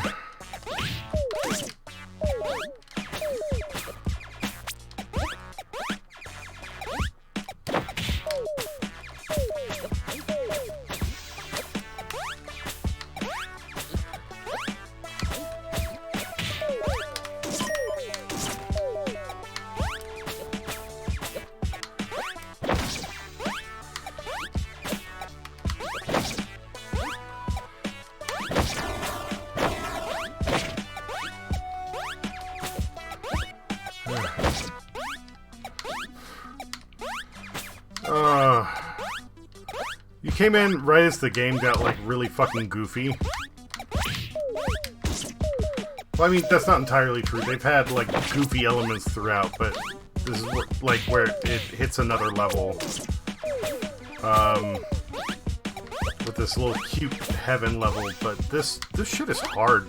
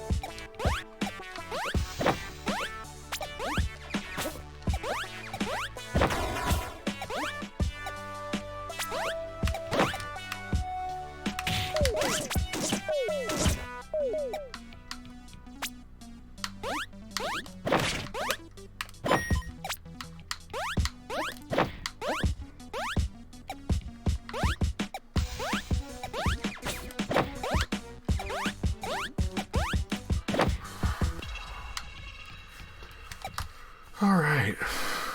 Almost due for a break. One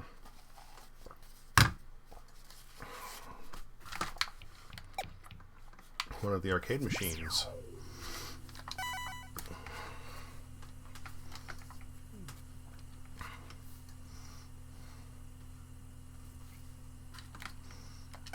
Garfu.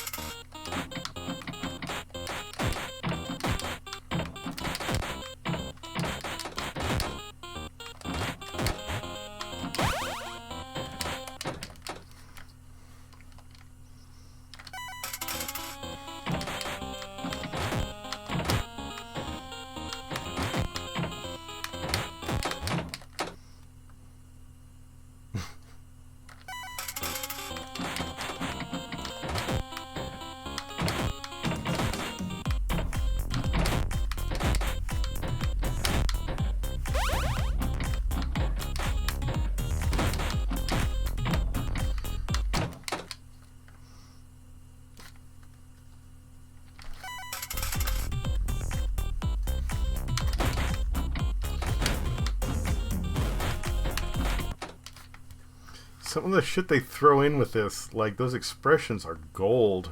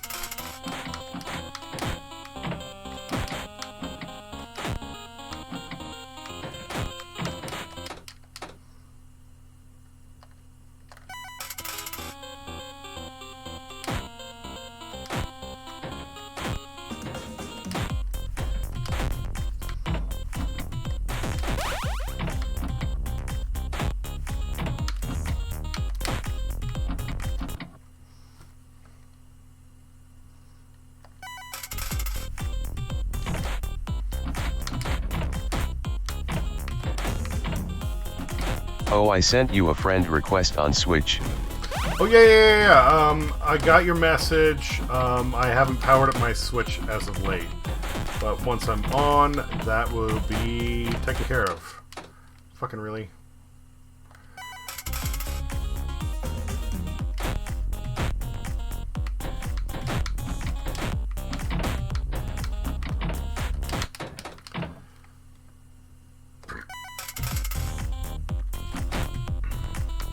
Fair enough, just wanted to make sure you knew that request was from me. No sweat, no sweat.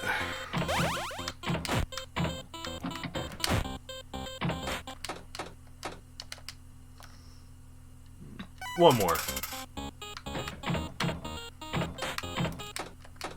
Okay, one more. Just because that was so short.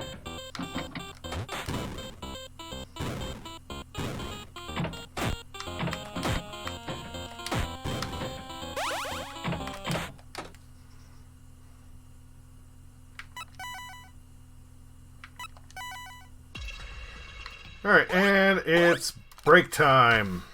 I will be back in a few minutes.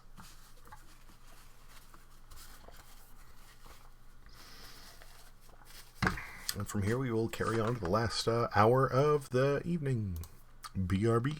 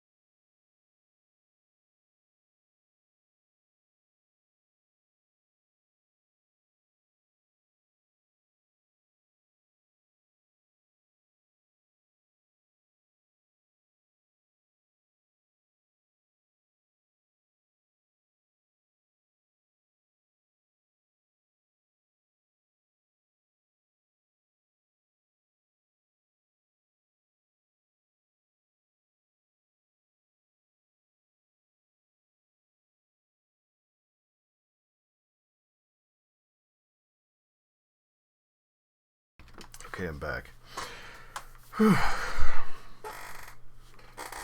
And yeah, Lacan, I'm sorry. I should have responded to that and let you know that I got the message. But yeah,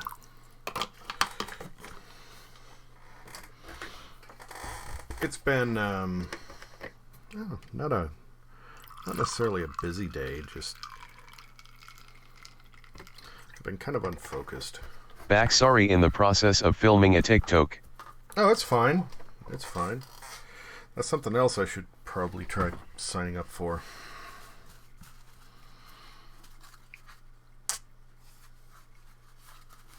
Yes. You should.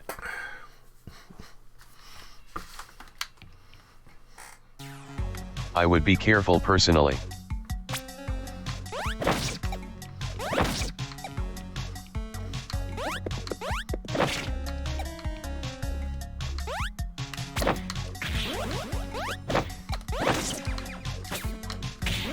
I don't like the security stuff surrounding TikTok.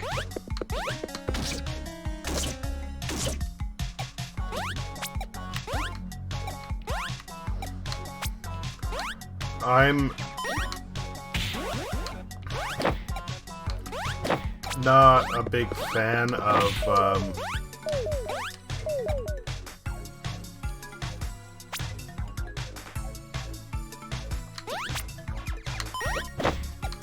their business practices.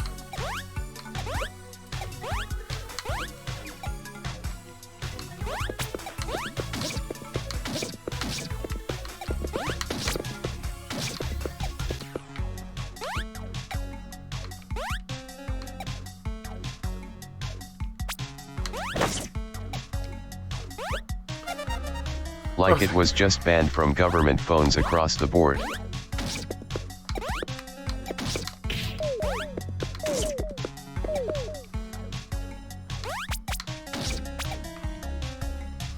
Yeah, but I mean, a lot of that has to do with the fact that even though they officially have an office here, fuck.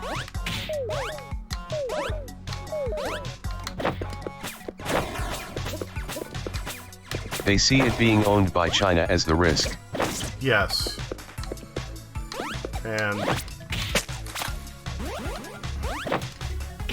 even though I'm not super paranoid about stuff like that,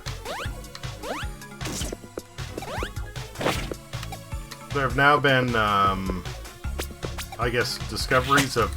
Now we're already proven to be lying about not sending information back to China, LOL.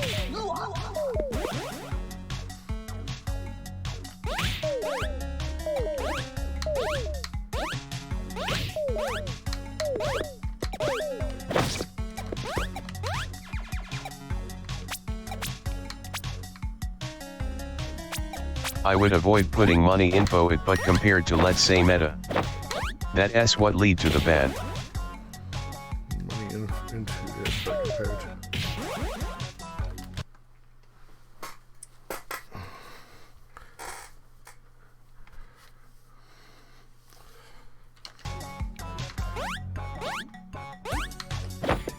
Wait, what led to the ban? I don't think I quite followed that. It's not like America owns social media platforms are any better. Yeah, no, they're not. They're not. But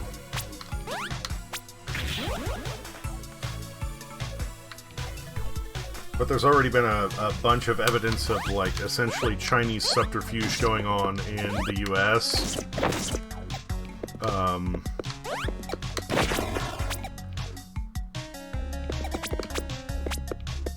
That weird goat thing is...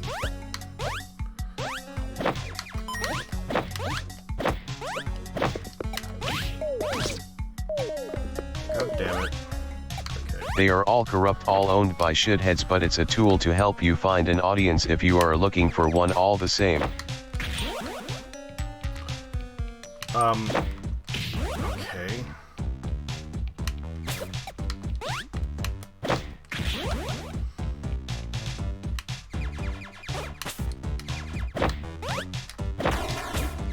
That'll do.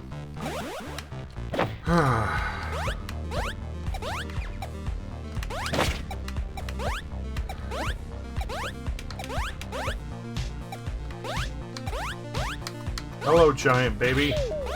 Why do I take damage from just touching it? That's some bullshit.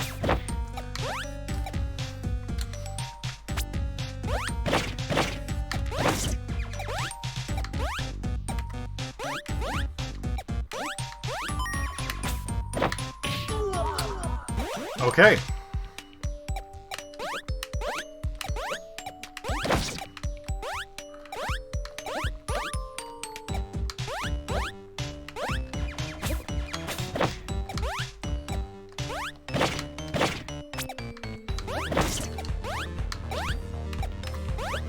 Exactly what Dee said. The Chinese have been pulling PsyOps using TikTok, something that's much harder to do with American-run social networks because they don't own the backend. Not that I'm arguing anyone should use social media just in general, American or otherwise, but if you're gonna engage in it, TikTok is like downloading the stage of cancers, lol. Well, no, not. It's actually more than that. There have been, I don't remember how many remote outposts it was found, but essentially remote police stations for the Chinese government on US soil.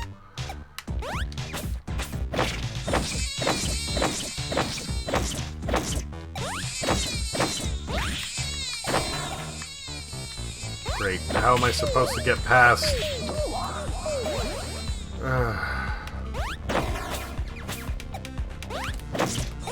Oh wow, I hadn't even heard about that. That's even more reason to be wary.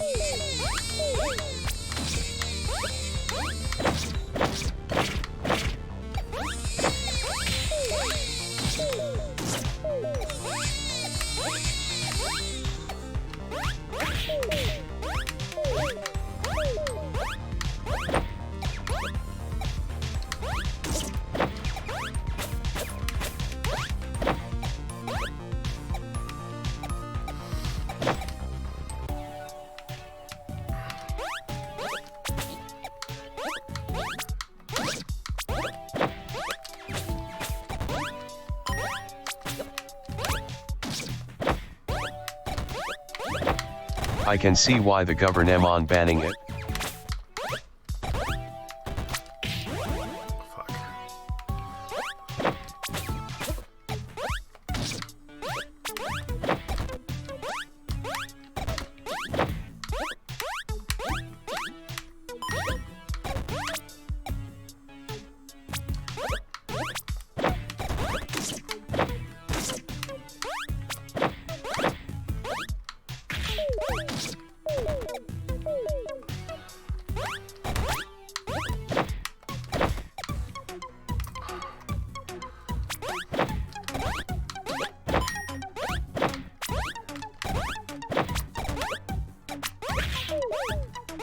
But everyday folks who have no top secret shit to spill, I don't see the harm right now unless you guys know of an angle I am not seeing. And that's kind of like, I don't like it, but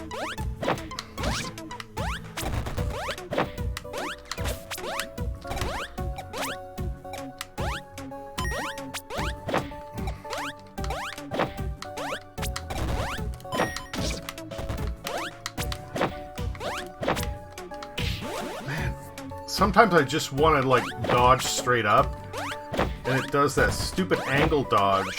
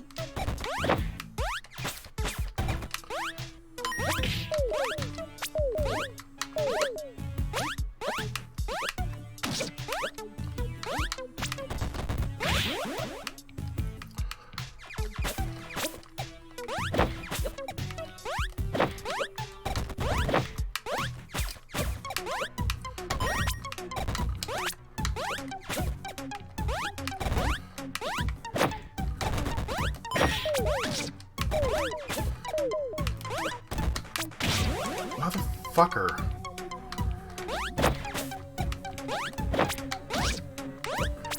Pisses me off so much that it's like it could just scroll back down, but it doesn't want to. Instead, I'll just die.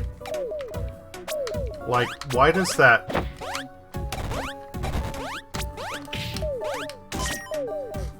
Other than difficulty, there's no reason to have that there.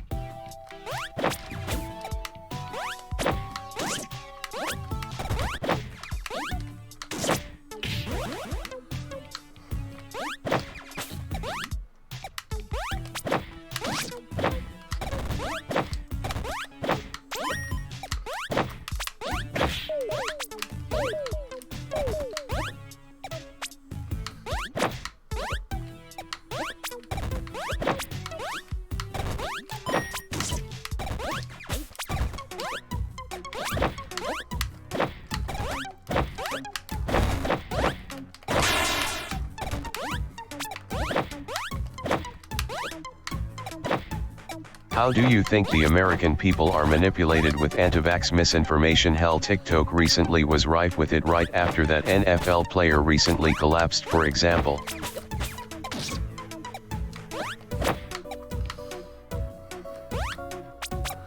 Well, I mean, true as that may be, I think TikTok isn't actually as much of a threat as something like Facebook is, to be fair. Because a lot of the people who buy into that are... they're on Facebook a lot more than they are on something like TikTok. Ugh.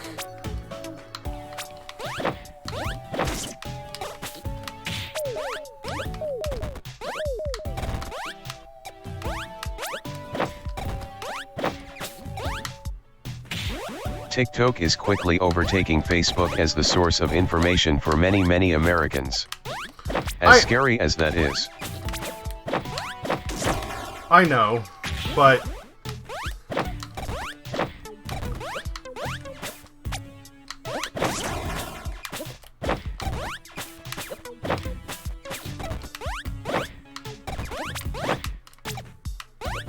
especially among younger users.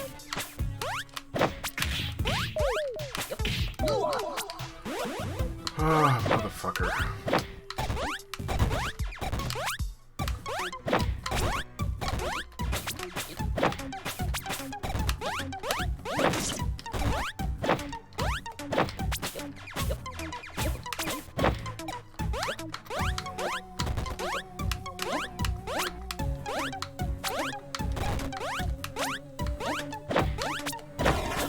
Fuck, there we go.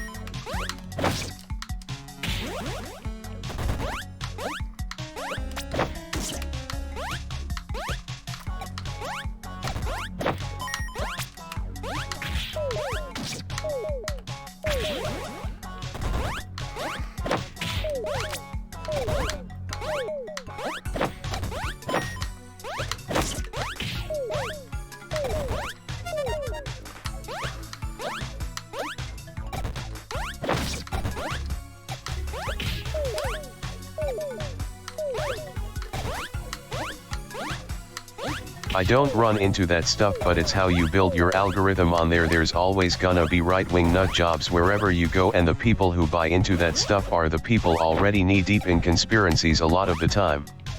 That's true. Okay, this is gonna get a little bit weird. It's not perfect, it's got its shitty side too, but so does every social media site.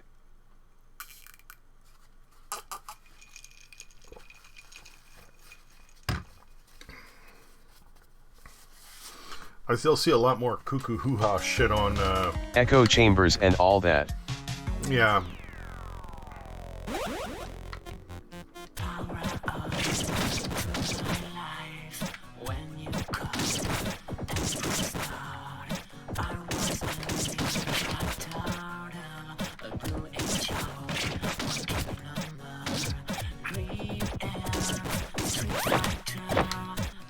Oops.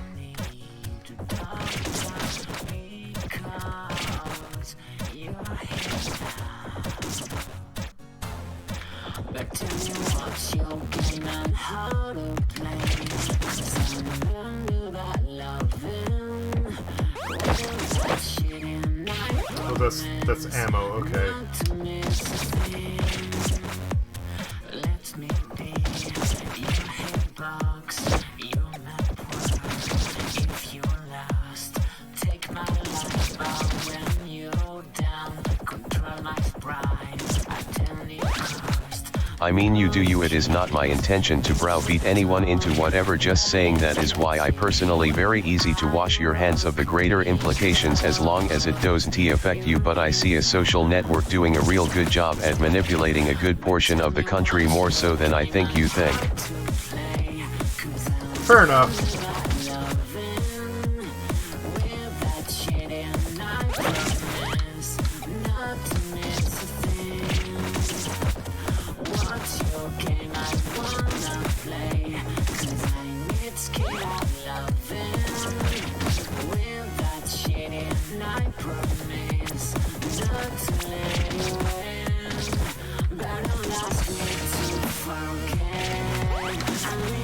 Researchers at NewsGuard, a journalism and technology tool that tracks online information, searched TikTok and Google this month for information on major news topics such as the presidential election, the Russia-Ukraine war, and abortion to compare the misinformation delivered by their search engines.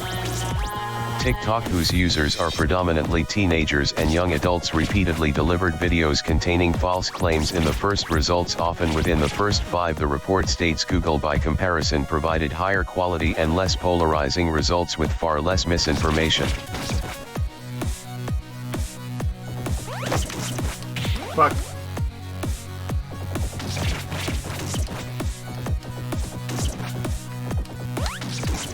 You know, now that I'm looking at this, why is the squid moving in this direction? Should be moving opposite the direction of the tentacles.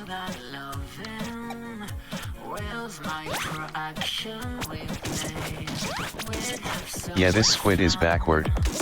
Yeah. This is reverso squid. Whoops.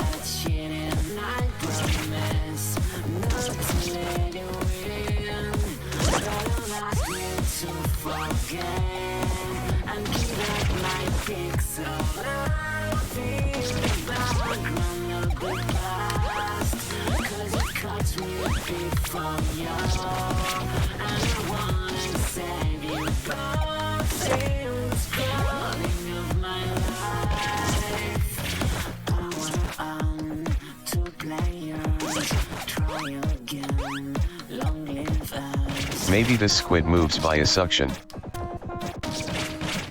Well, I mean, it is a sky squid, so...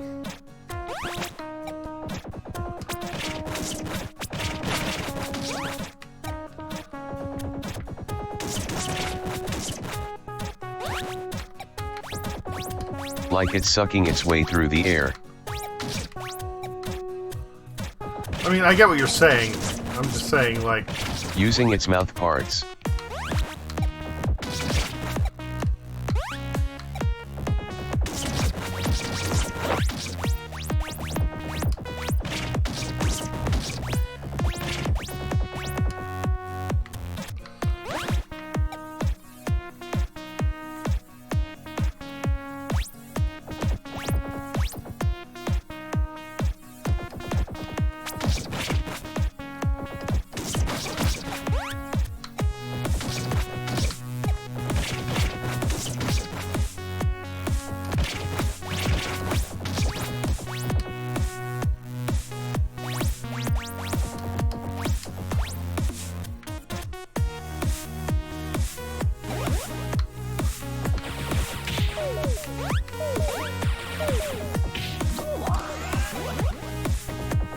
Also, this very reminds me of Game Boy games.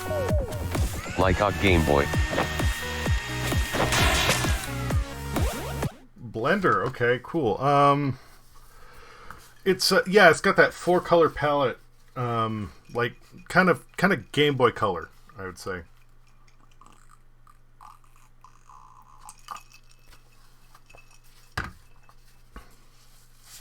Which I guess is technically a 6-color palette because you still have like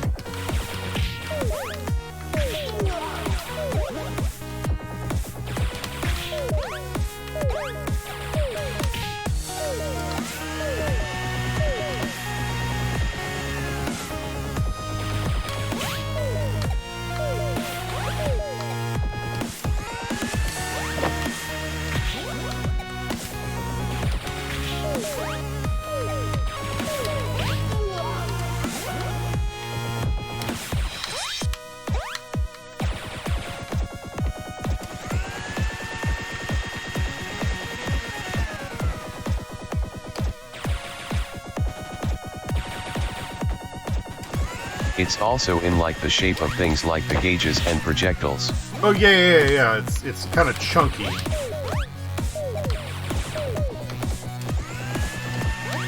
Very reminiscent of some older Game Boy games.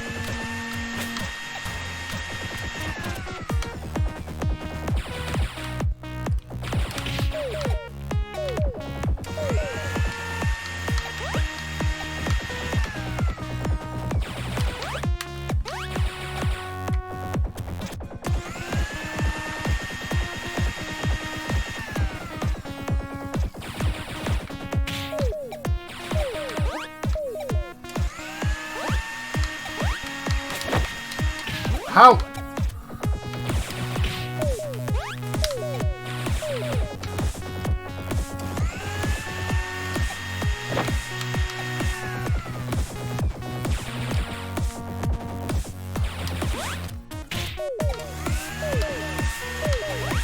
I do think that people who stay away from it have a valid reason to do so, but how is TikTok's misinformation worse? That how bad things were on Facebook. Websites should take accountability on that misinformation, but often that takes time for a bubble to pop, like losing advertisements, but it's also a person's individual responsibility to find reliable news sources. It's no different than choosing BBC over Fox News. There are quite a few good news sources on TikTok that have large followings.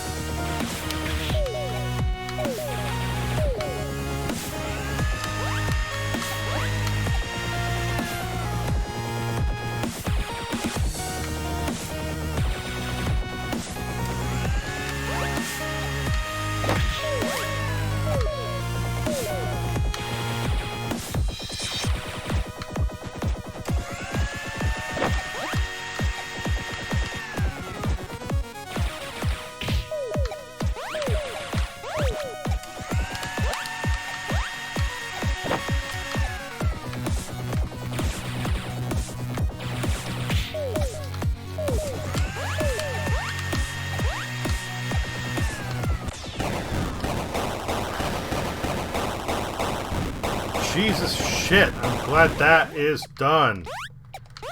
GG. Thank you. Oh.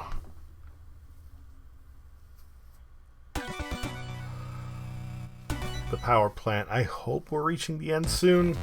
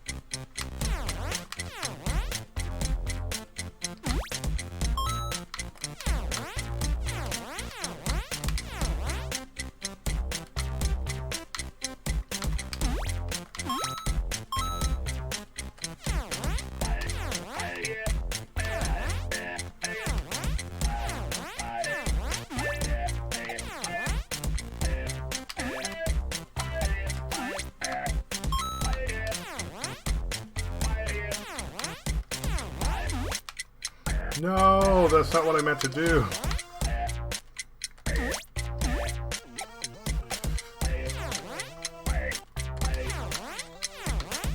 The difference is that TikTok is owned by a foreign company that has proven time and time again they have an interest in fucking up the US. LOL. If TikTok was owned by say Japan, I'd feel better about it, but if the effects were still the same, I'd still say it was awful.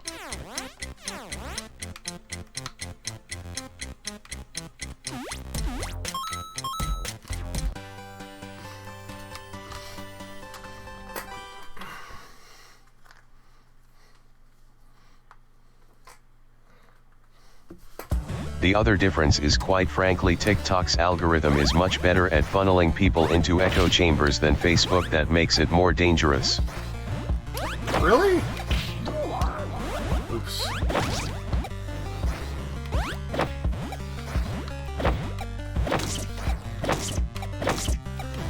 I don't know. I would need to see data on the echo chamber thing because Facebook seems to do a pretty damn good job of that.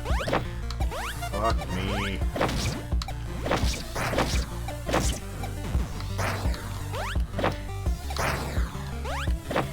But it's still like...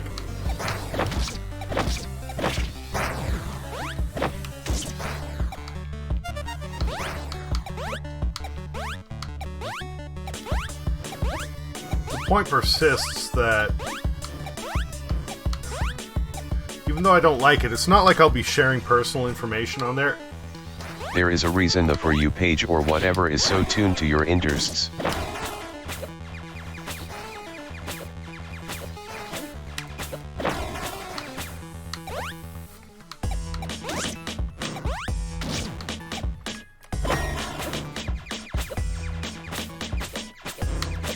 By all means it's great for growth. That algorithm is the reason it's great for growth.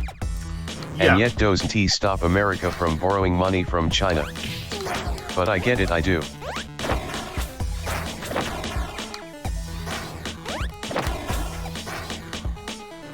And yeah, it's not like, you know, I'll be subscribing to anything on there. Like, it'll just be primarily an outlet for Everyone weighs the good and the bad differently.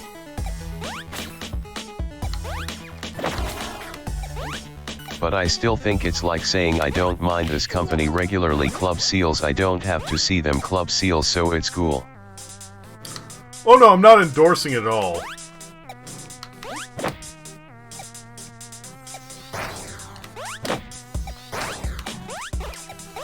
It's more of a, they're already clubbing seals, I might as well use that to, you know, further my own goals, and then bail out when, they start clubbing other things.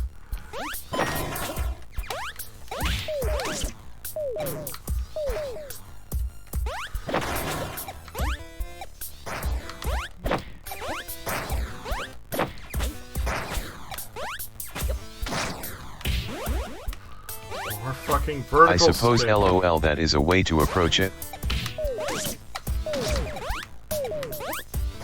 Yeah, I'm not endorsing it. I'm not saying it's okay.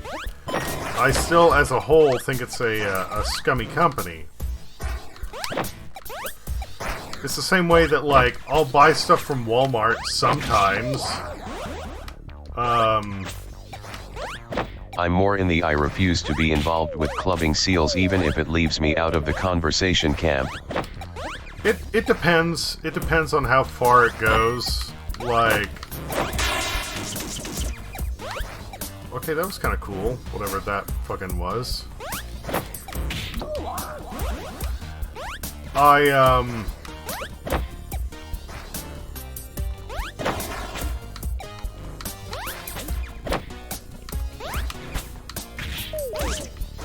Like, Walmart's a scummy company. I don't like them. And if I can avoid shopping there, I will. But because of our small town, there are only certain things we can get at Walmart. On top of that,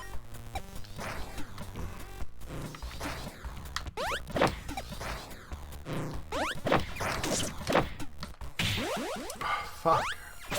Like, there are only certain products they carry there.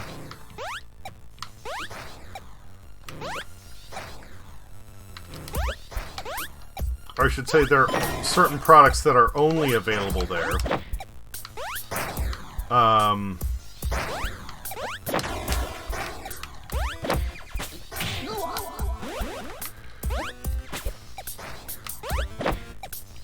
I'm with ya on Walmart. I only shop there by necessity. I'll drive a half hour away to avoid shopping at Walmart unless they're literally the only place with it in stock, and even then I will absolutely wait and order it online if it is not something I need right away. Because fuck Walmart. My integrity will not be bought and sold for convenience's sake.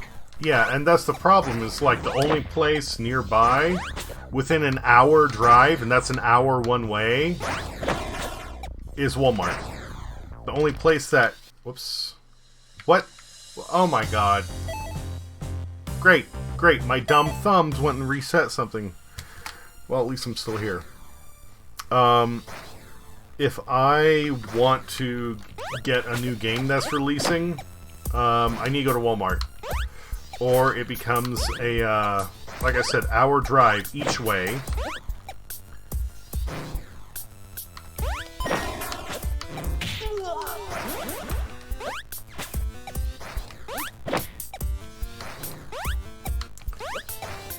And I live on a fucking mountain, so, like, traversing a hill, an incline, people think that, like, an incline isn't that bad because it balances out. Like, oh, well, you know, when you're going downhill, you don't use a lot of gas, and then when you're going uphill is when you use it all. No, it really isn't. Like...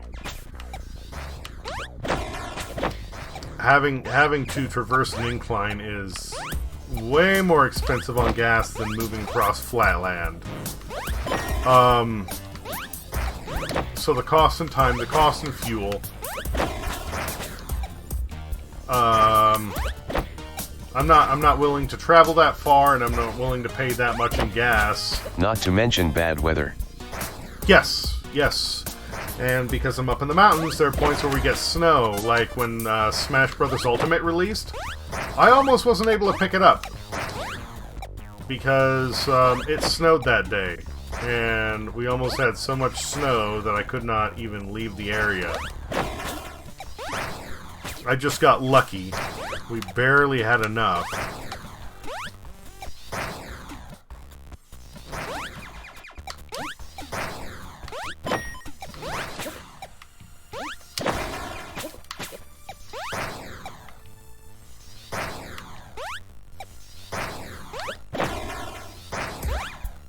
And besides being, just a shitty corporation. Fuck. Besides just being a shitty corporation, Walmart also, they the Walmart we have is not a 24-hour Walmart, so they don't do midnight releases on games. And I've tried so hard, if there's a game that I'm excited about, to say like, hey, can you guys, you know, like, just, you're open till 11, midnight international, or midnight US, hits 9 p.m. Can I come in and, like, pick up this game?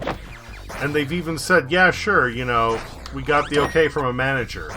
And I go in there at 9 to pick it up, and they're like, oh, I'm sorry, buddy, our systems haven't updated to register this product yet, so we can't sell it to you.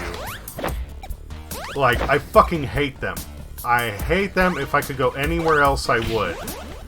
But it's not worth the drive. It's not worth the trouble. And whether it comes to clothes or games, because we don't have anywhere else up here that sells clothes either.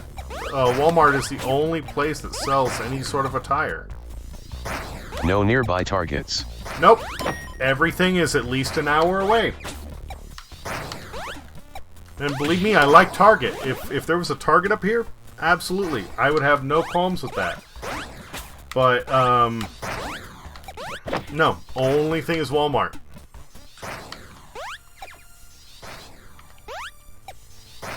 My problem with the clubbing seals metaphor is that kind of a moral high ground throws everyone who does chooses to use it under the bus, and I don't think that's really fair, but as someone who does use it, I recognize my stake in that. And, it depends on how far you're willing to take it, right? Like, there are certain things where some people say, you know, well, don't you want XYZ? You could just... And I go, no. Like, I'm not willing to make that personal sacrifice. But that's a difference between, I guess, what you call principles versus morals. Which is, like, a big thing for me. Like... It sounds bad to say that, like, morals are kind of fluid. There are certain things that are, like, universal morals, like, oh, you shouldn't kill. You know, almost every culture or society in the world says killing bad. Okay, yes, we all understand killing bad.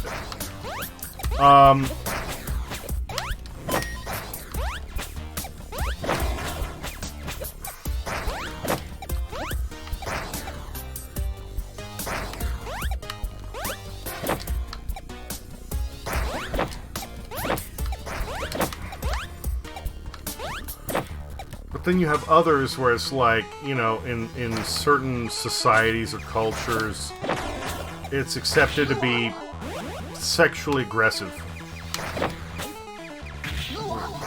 Yeah, in some cases not even accepted, but expected.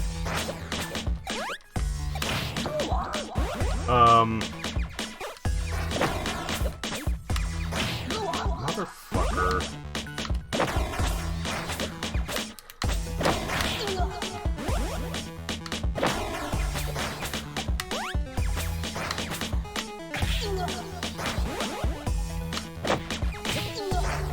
And I absolutely do not ascribe to that kind of concept.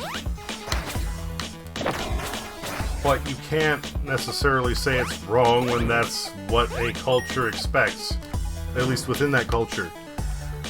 So even though I don't believe it, I don't want to be that person.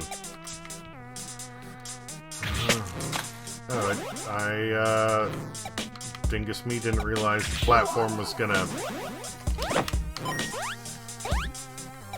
Okay.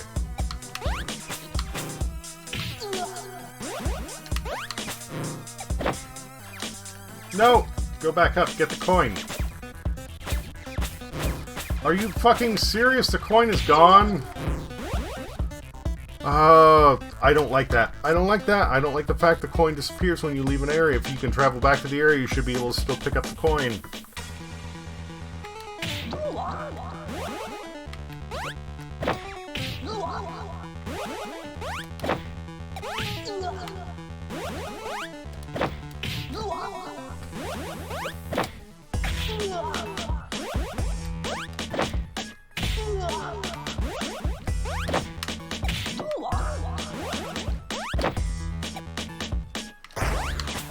Anyway, what I was trying to get at was like, if you're I guess the point is yes, Judge TikTok, Judge Walmart, they are shady and shitty being the scenes, but the people who choose to use them have their own reasons.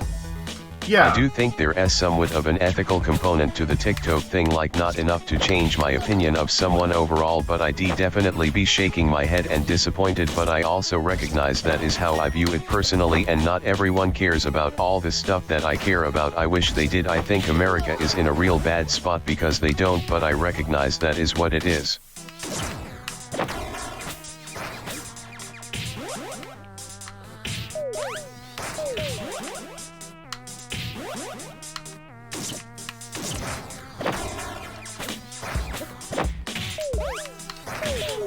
Motherfucker, how do I deal with this shit? That might do it. All I can try to do is say, hey, here are the reasons I think you should be wary, and let it go after that. Oh, and I do not get me wrong. Like, I am absolutely still totally apprehensive. Like, I still think that the company is scummy as shit. I'm not putting any personal information out there.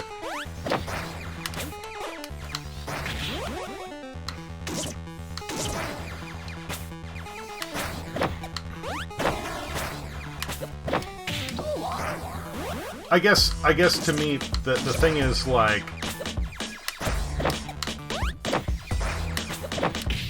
is there anything wrong? Is there anything wrong if you can scam the scammers, so to speak?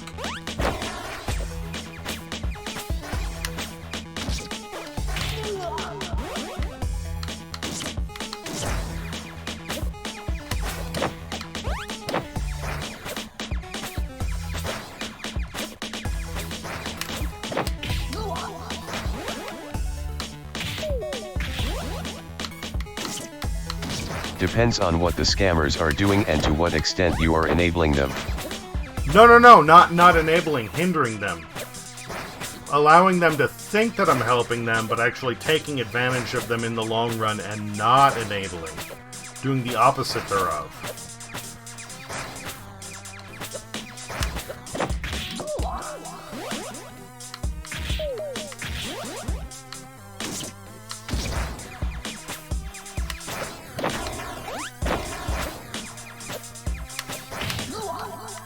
And I don't know that any user of a free service is doing that. Oh, you can already do that with... Oh, there You we are go. the product. Well, that's what they think, but... Alright, how the... do I just... Oh, I dropped down? Okay.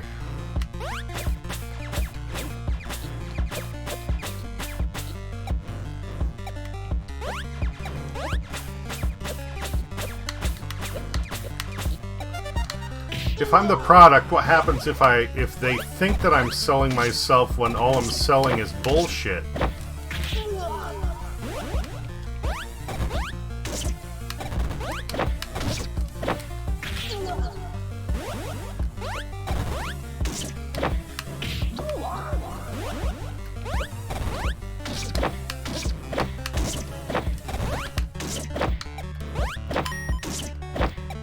Ha! Still got the coin.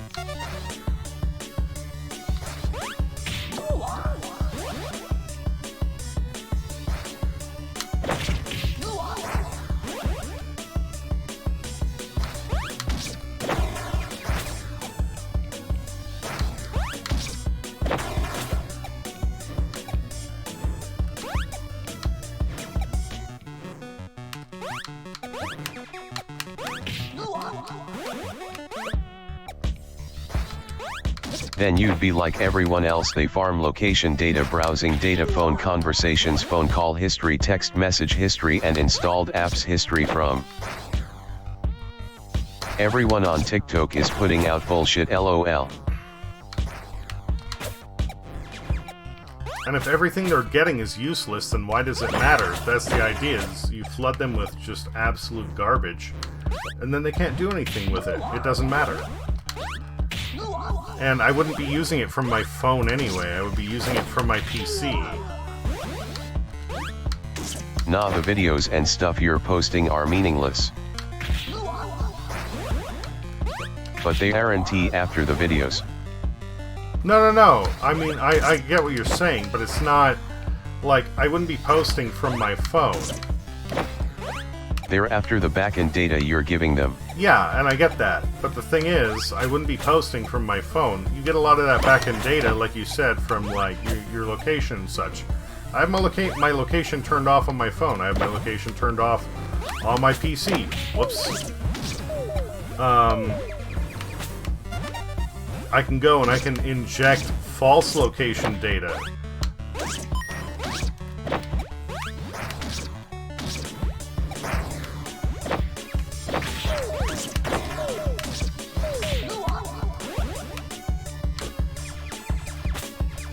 I mean, if you can give them garbage info, then by all means, LOL. And that's what I'm saying, because I never allow my info to be tracked anyway. But your average user doesn't have the capability to inject garbage into the backend data. And that's a them problem. Again, I'm not supporting the company. I'm not saying I believe what they're doing is okay. I'm just saying from my end, if I can get what I want out of it and fuck with them in the process, then that's a win-win. I mean, that's the way that I see it anyway. Like, soon as you use that program, you generally have to give permissions for your location data, or it's straight 1T work. But I don't have that So it isn't as simple as turning off location data.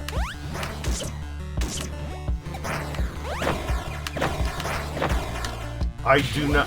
Fuck. Hold on. I don't have that enabled on my system. And even if that's something that is like a requirement on my system, then fuck it. So if you can do what you're suggesting, I suppose that'd be fine, though I still wonder what other permissions they'd be asking of you for a PC.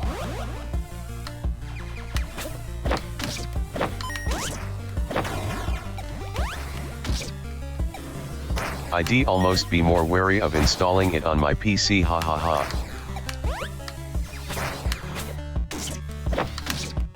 Well, that's the other thing. To my understanding, on a PC... Oh, fuck. That's like putting a tarantula on my newborn. Well, I mean, to be Like fair... it'll probably be okay, but now I'm nervous. I was gonna say, tarantulas are actually usually pretty gentle. But...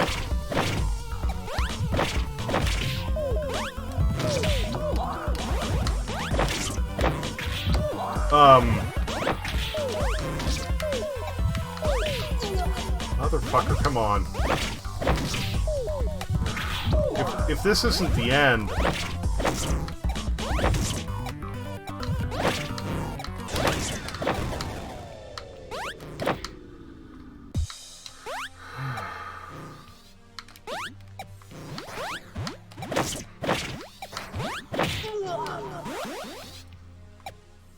If we aren't reaching the end, I don't know. Like, I don't want to call it a night,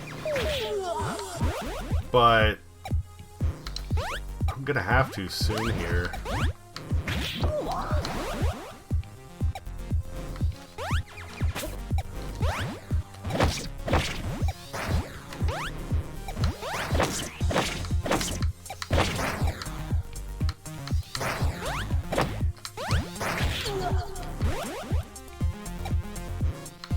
This stage sucks!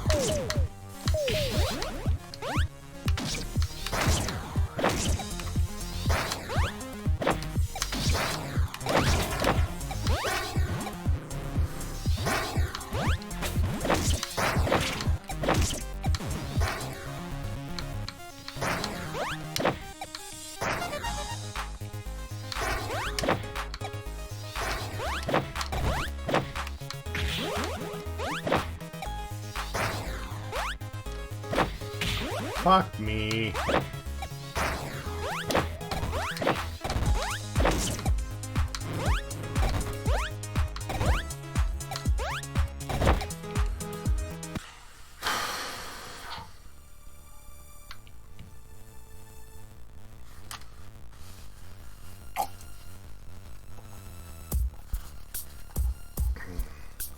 This kind of reminds me of the Ascent to the Boss Room in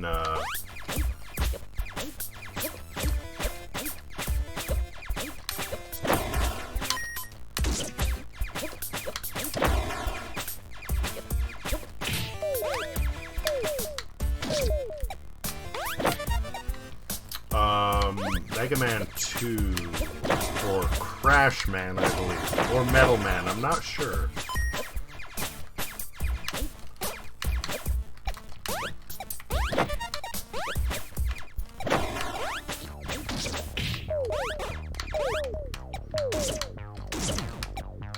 I don't know what those spikes remind me of.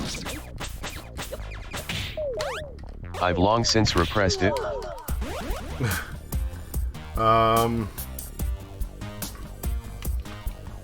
For me personally, they remind me of the spikes from, But they terrify and anger me. they remind me of the spikes from, Bucky O'Hare.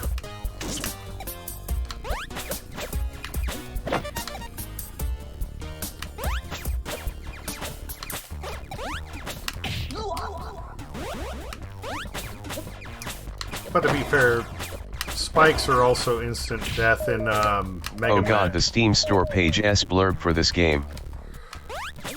You are garlic and onion-headed boy and you want to climb the sacred tower to meet the cyber goddess to seduce her.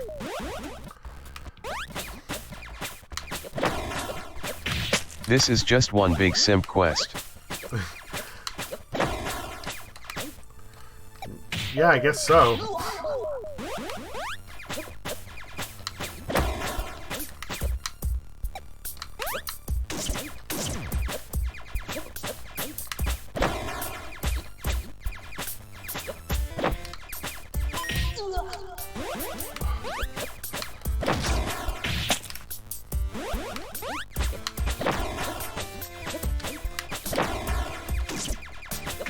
Simp for cyber goddess all day BB.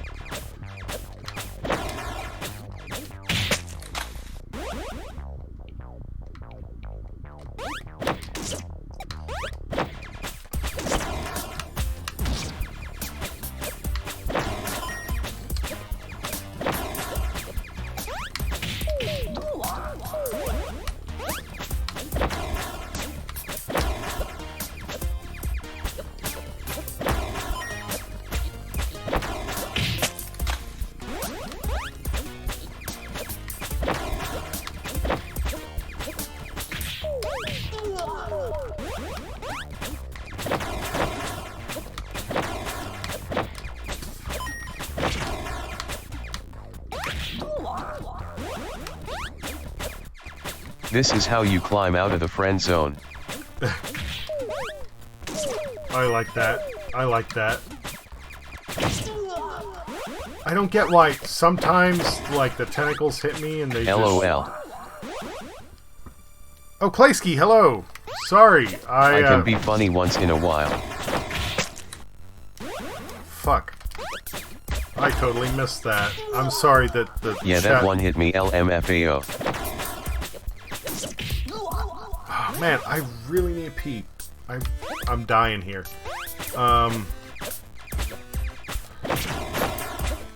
Motherfuck.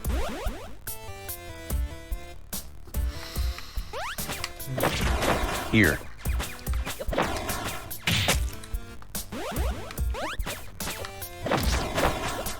Oh, you're gonna do that? Okay. Okay, well I guess it's time for me to take a break then. And come Now back. you have a reason to go. Yeah. Okay. I'm gonna take a quick break. I'm gonna grab an Onion for the onion boy. Yep. All good, Russ. Let me know you were live. I had to hop in. Appreciate it. I'm gonna come back with a pearl onion, and I'm gonna eat it right now. Well, after the break, but.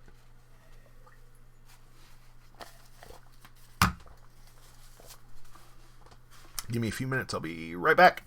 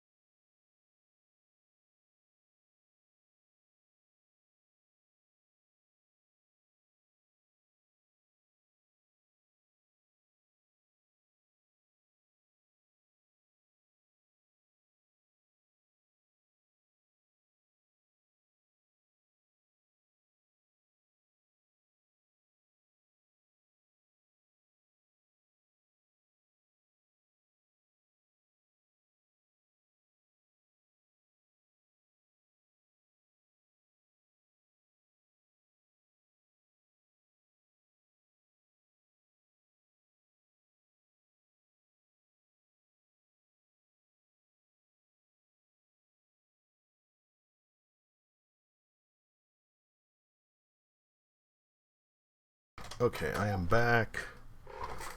Whew. I just realized I forgot to put my last couple of cocktails on display, so do that and that. And... Alright.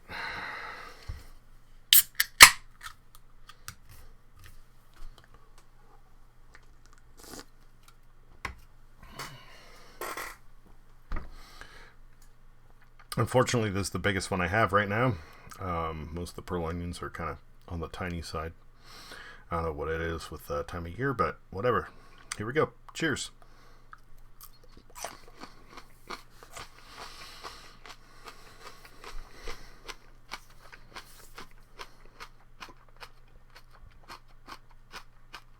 Old yellow bellies and an onion. Mm-hmm. I wouldn't expect any pearl onion to be big tbh.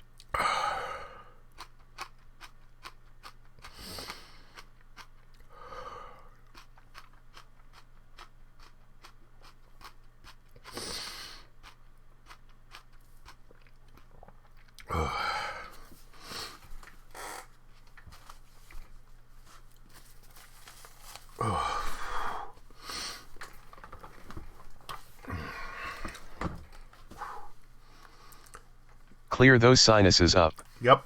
Yeah.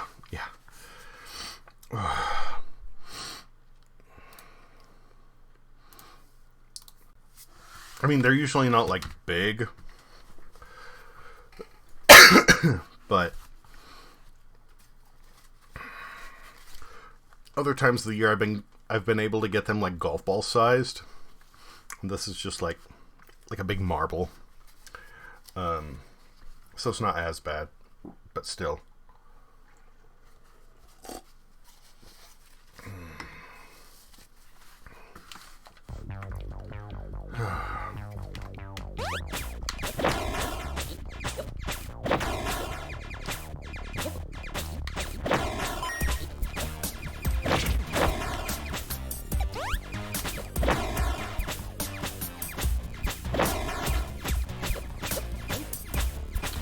And there we go.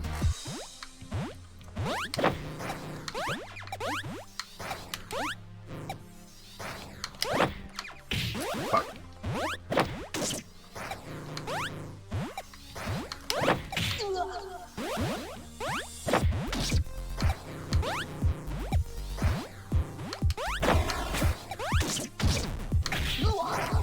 Sinuses so clear that climb out of the friend zone was easy. Yeah.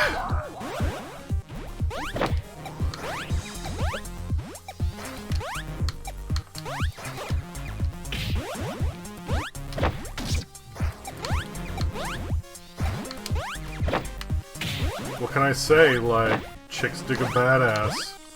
All you gotta do is, like, grab a smoke and eat an onion, you're good to go.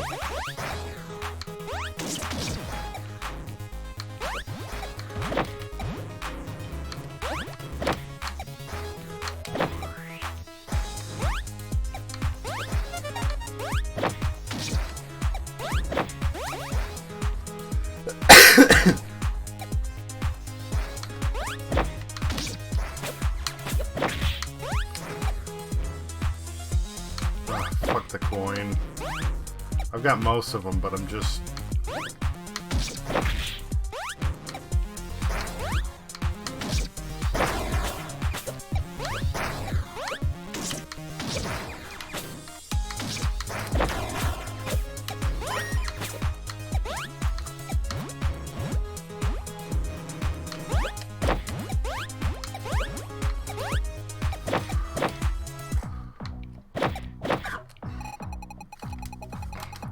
Mon, this tower is gonna fall apart if that rest alien keeps listening to that dance hall music so loud.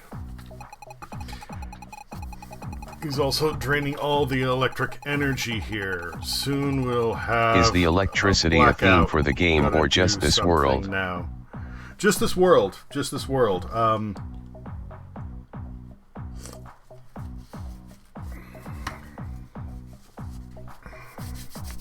This is Zone 6. Before that was like Sky World, which really sucked. Big climbing segments, and it's one of these really dumb things, kind of like old school NES Contra, where if you make a certain amount of progress and then you fall, the game doesn't just scroll back down with you, it just, like, you die and then start over again.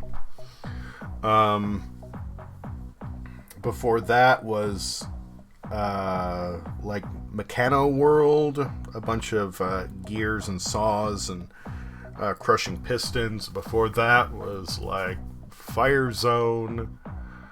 It was 3. Before that was, like, a sewer level where you die if you fall in the sewer. And before that was just, like, generic castle.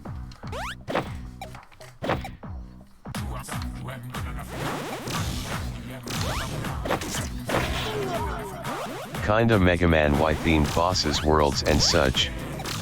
Yeah, except you don't pick up different powers.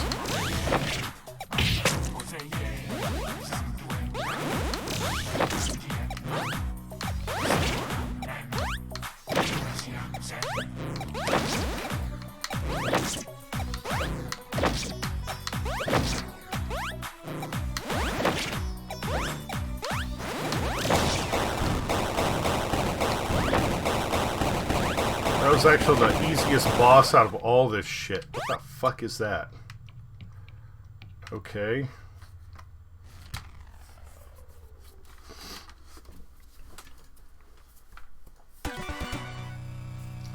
Zone 7, the Biolab. Alright.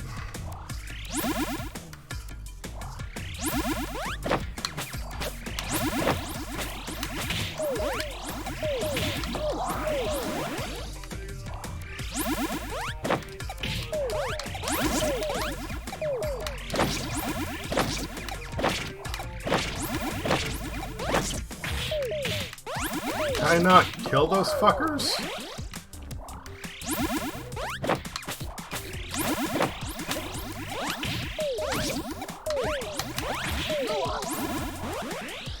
So if you have your, like, dash meter, and if you take a hit, it gets depleted, but it also acts as like a shield, as long as you don't take 2 hits in a row. In a row being a little bit generous of a term.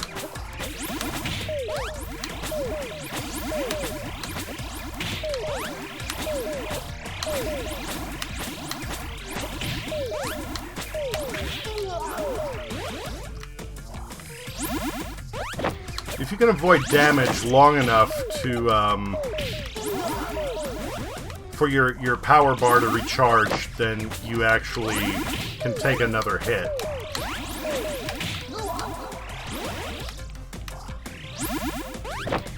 The checkpoint was so close. Yeah.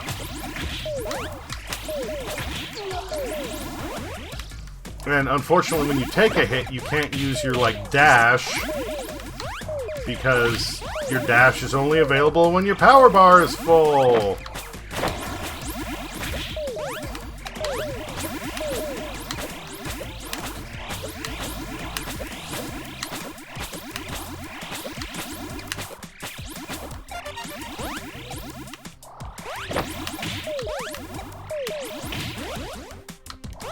And that would be what I was talking about earlier about the vertical scroll killing you.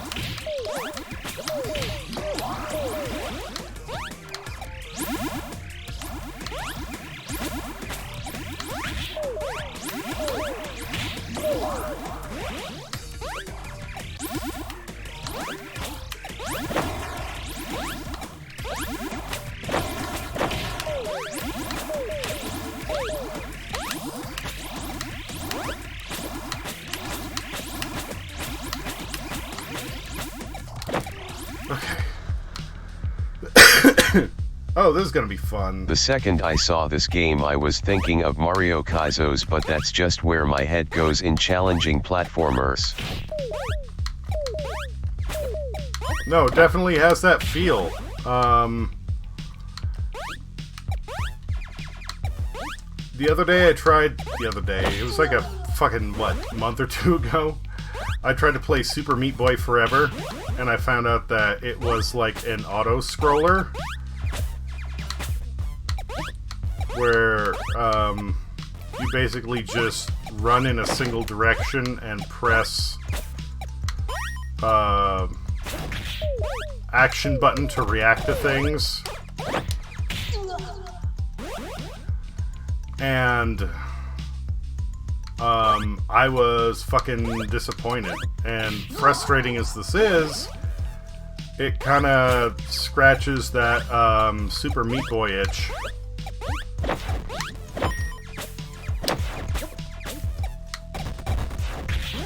Damn it.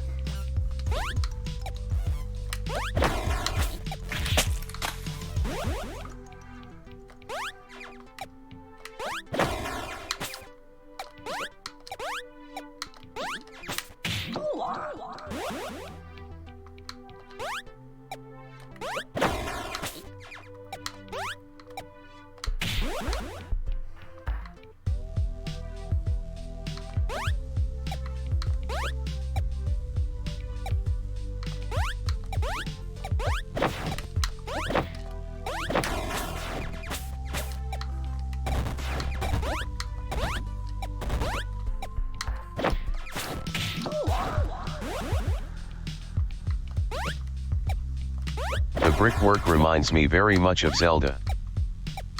I can On the see Game that. Boy. Oh, on the Game... Yeah. Yeah, Link's Awakening. Yes. Yes.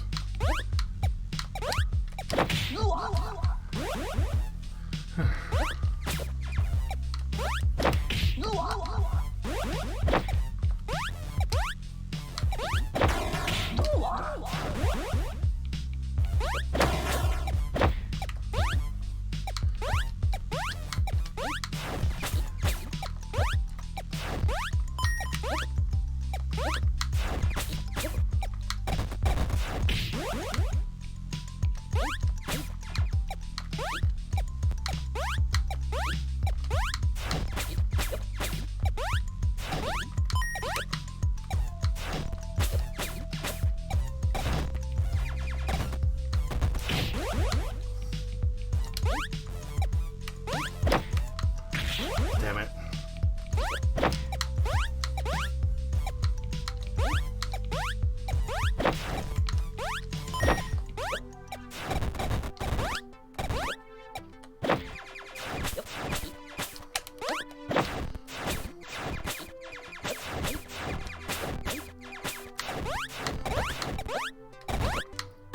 Now that was smooth.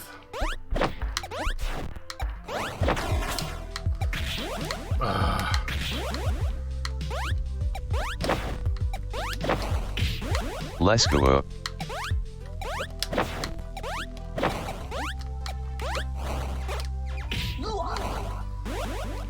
I'm trying to go. That ain't working though.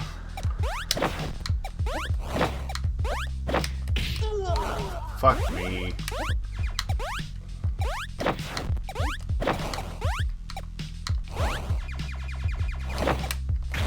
Damn it.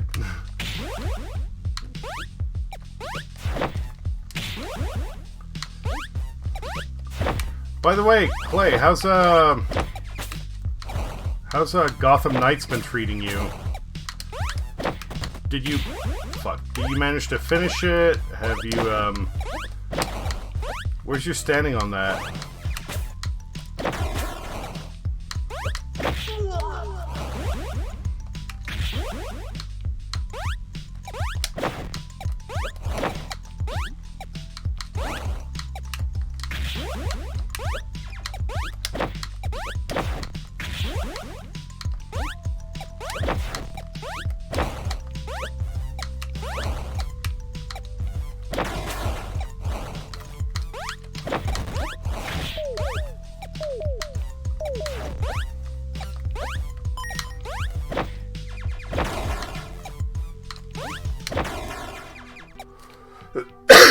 That was close, but good enough.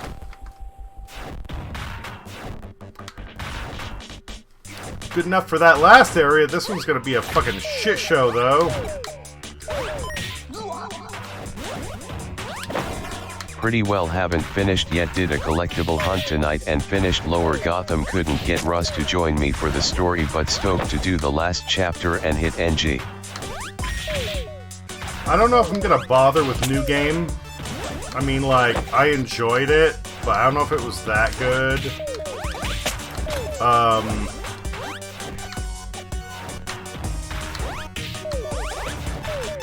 Fucking what? Okay, I don't know how I was not crushed to death there, but I'll fucking take it. Thank you. Anyway.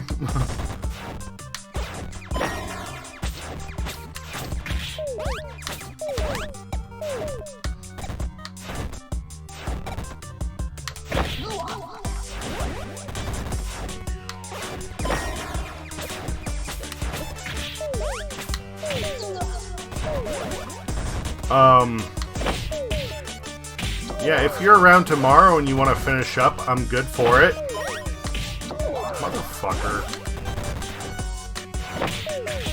NG doesn't reset your progress on anything besides story and caches you start at and get a LVL cap from it. I know, but... like, I enjoyed the game, but I don't know if I enjoyed it enough to be willing to play, like, the story again, is all I'm saying. Like, I'd be willing to play through Heroic Assault, because that's new, and, like, not only can we all play it together...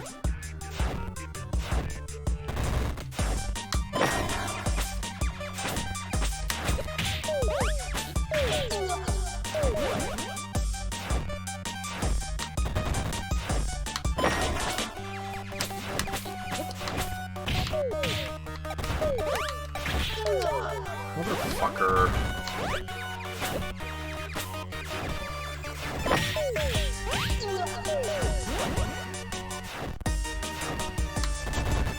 I honestly don't know that I will either, but I'll hit it just to get the cap and gain XP without doing the story again at all, excluding getting the fast travels.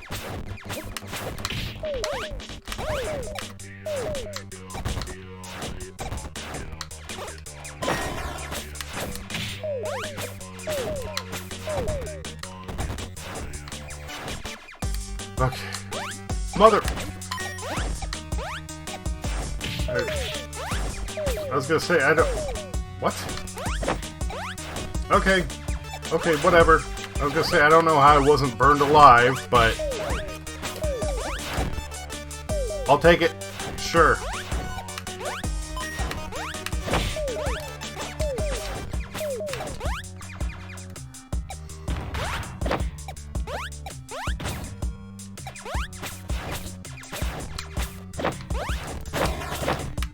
No, go. That pisses me off. You can go and you can backtrack to the previous room, but if you missed a coin, the coin disappears when you leave the room. You backtrack, you can't pick it up.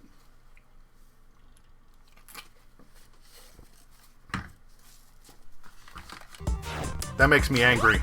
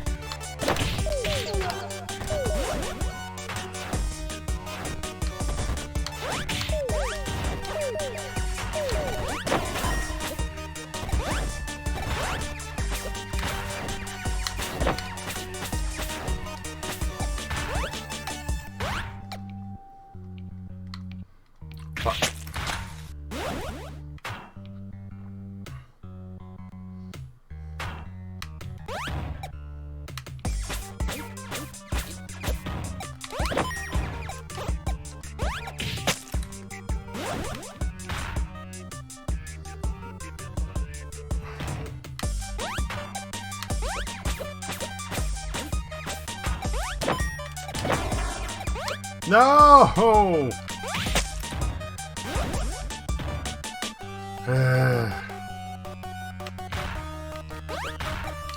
But yeah, I don't really care about the level cap. I don't care about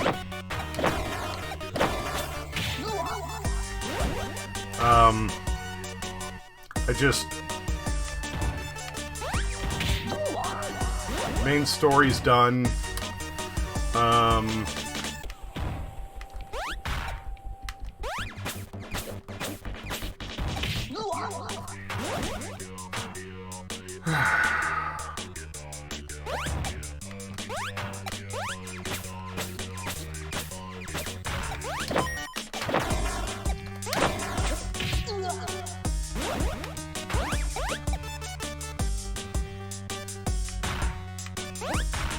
I don't know anything about the game, but like, let me guess.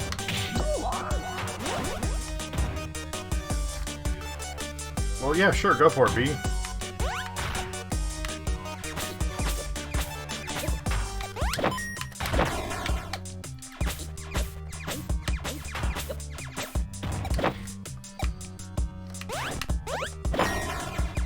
Batman, wasn't he really dead or was brought back somehow? Like, well, since Clay hasn't finished it, I don't want to get into any... It's Batman. The only thing selling me on the level cap is doing the assault with you guys, honestly. Oh, okay. Sorry. No, it's Batman fine. lives inside all of us, LOL. Batman lives. Bat lives matter. RIP Kevin Conroy. Yeah.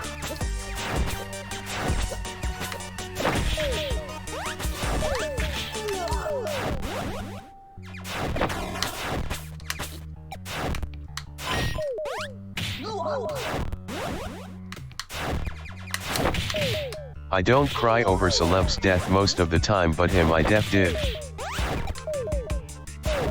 That honestly super bummed me out. E.S. the Batman.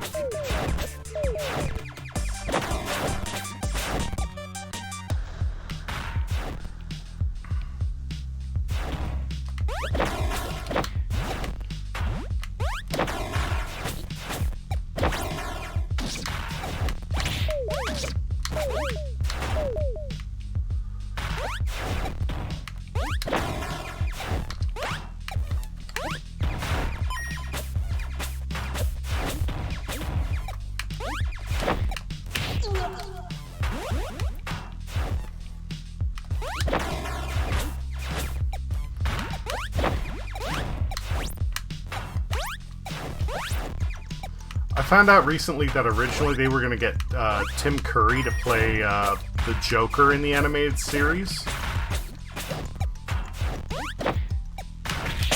Fuck.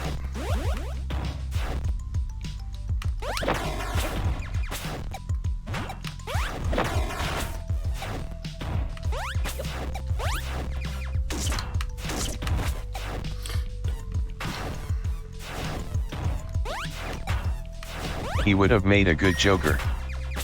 He did a... That been amazing though. I would never give up Mark Hamill. Yeah, basically what it amounted to was... Yeah, same. After they, listened to some of his recordings, they were like, dude, like, you're cool, but you're too scary.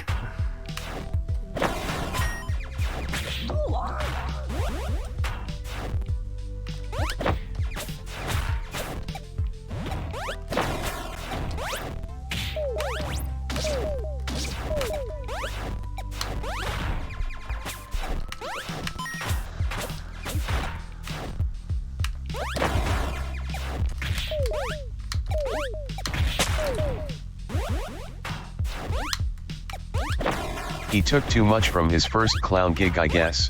Yeah.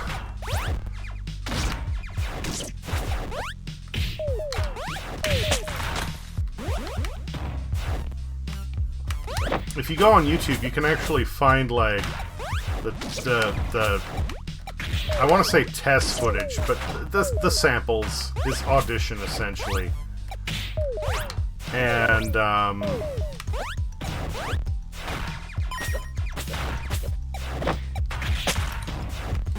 It's really awesome to hear him. He doesn't sound like Tim Curry when he does it either. That's the thing, is like, you know, in almost every role he does, you go, oh yeah, that's Tim Curry. Oh, fuck. But this one, no, like, He got to be Nigel Thornberry, which is my favorite role for him, a goofy dad.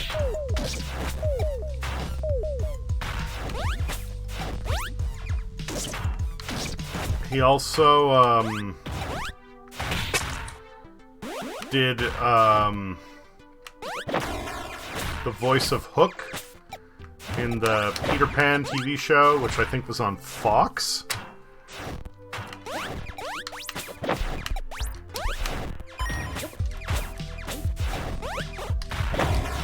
He was great as Hexus.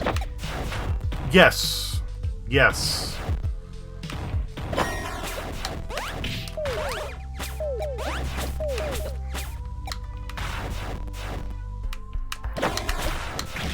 Motherfucker.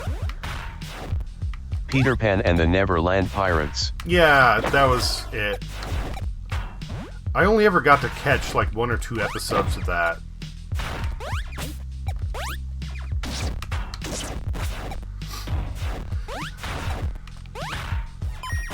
Figured you'd appreciate this. Fuck.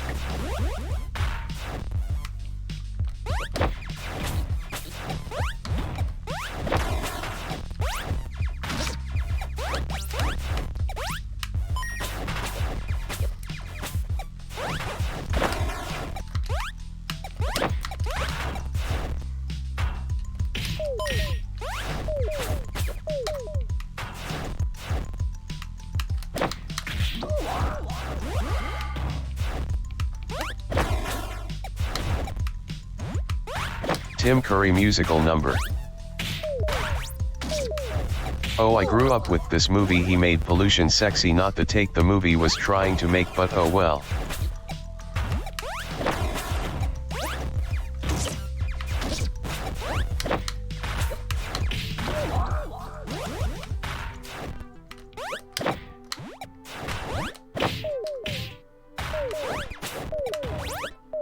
I loved his portrayal of Hexus. And Robin Williams. And honestly, everything about that movie.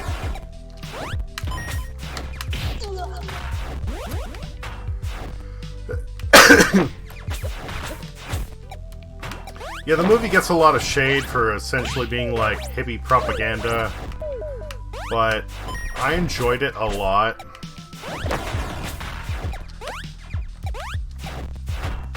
It's a fun movie.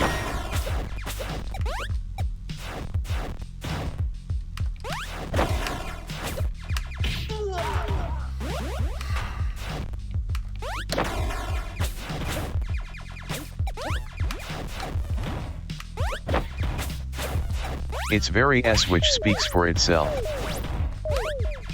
Yes. Yes, I will say that absolutely.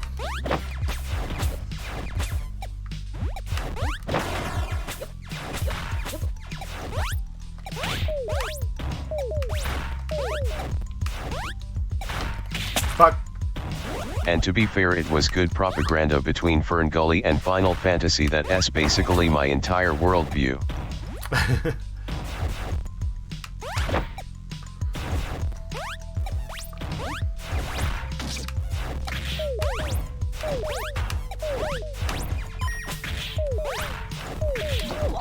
Fuck!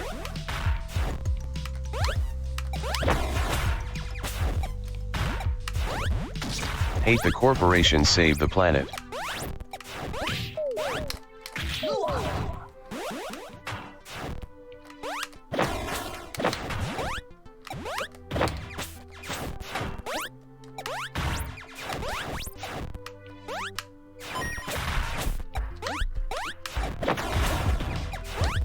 I would say the way it tells its story is a bit all over the place and a little sloppy, but it doesn't take away for the individual moments that makes it enjoyable.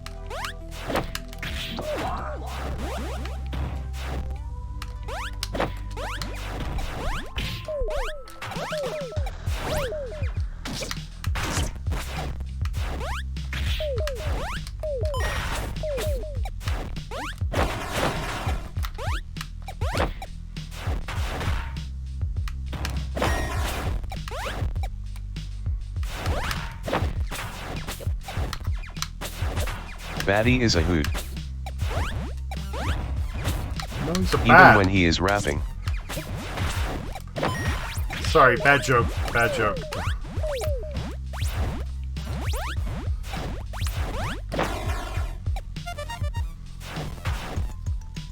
All of our cosmetics are non-carcinogenic. Ah.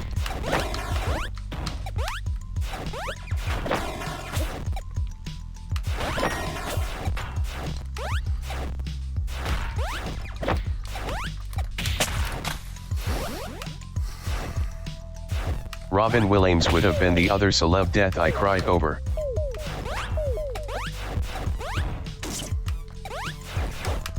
I legit cried over him. Yeah, Robin Williams hit hard, and then, for me, when Terry Pratchett passed. He was my pretend dad as a child.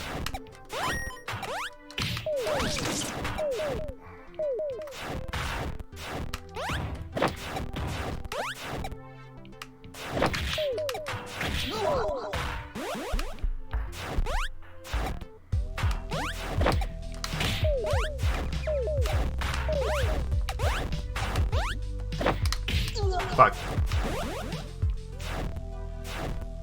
Dude was all about kindness and humor but was struggling so much. Yeah.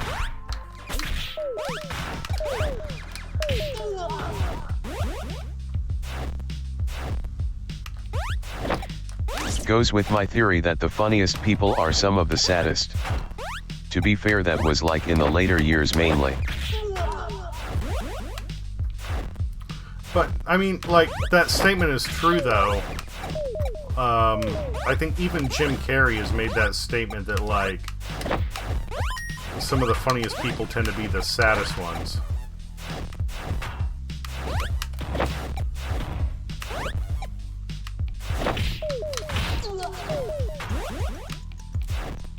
Who was it? Who was it?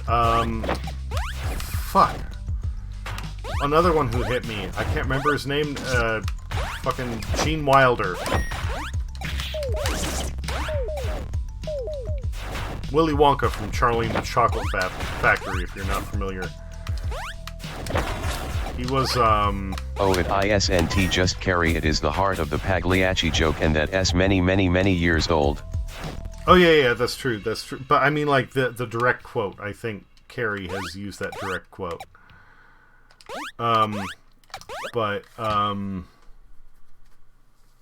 What's his face?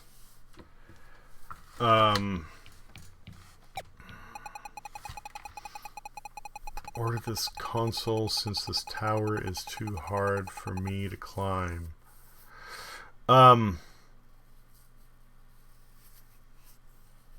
But I more meant that Williams was suffering from a disease that contributed strongly to his depression, so he wasn't necessarily suffering his entire life. Well, maybe not. It's hard to tell. But a lot of comedians will talk about how, like, they have trauma or hardship, and they use the comedy to cover that up. And fuck, I just said it and now I can't remember it. Guy who played Wonka in Charlie and the Chocolate Factory.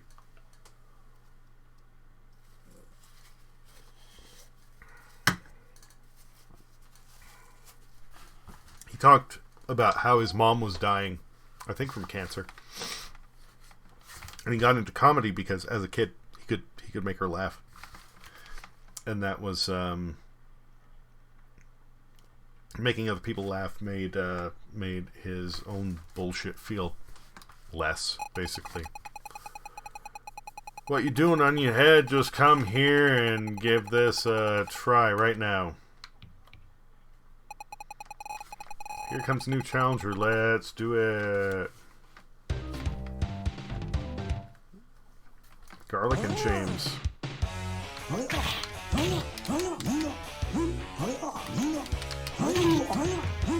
We know the DARE program, sir.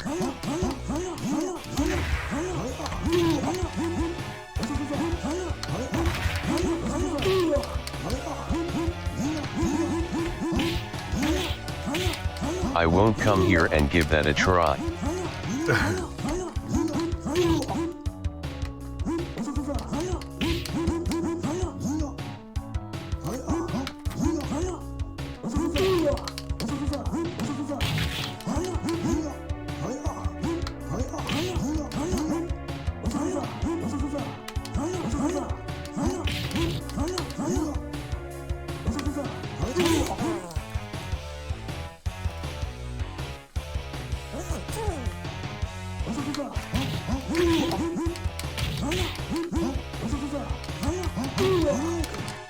He was facing dementia, but he also struggled with substance abuse with drugs and alcohol.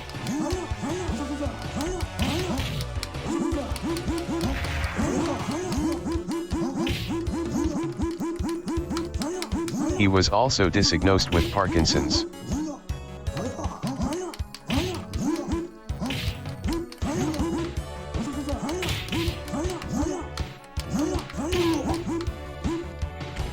That S-Fair also didn't he know about Parkinson's. So he was hit by a truck with illnesses. Yeah.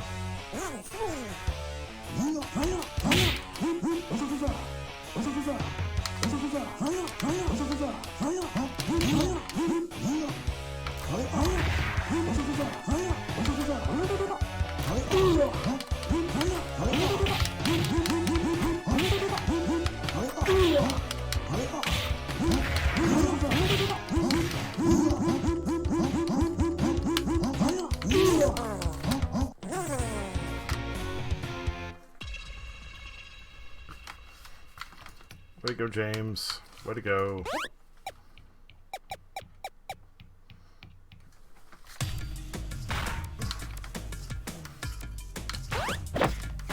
I'll wait.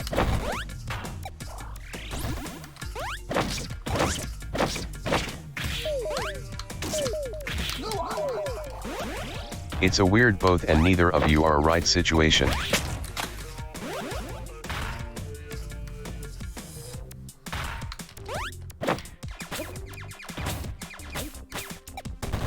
However, Lewy bodies can also cause Lewy body dementia. An autopsy 3 months after William's death showed he had this rather than Parkinson's disease. Clinically he had PD, but pathologically he had diffuse LBD. The predominant symptoms Robin had were not physical, the pathology more than backed that up.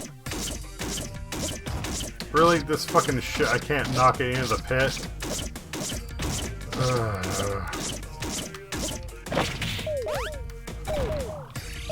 That's horse crap. Alright, whatever.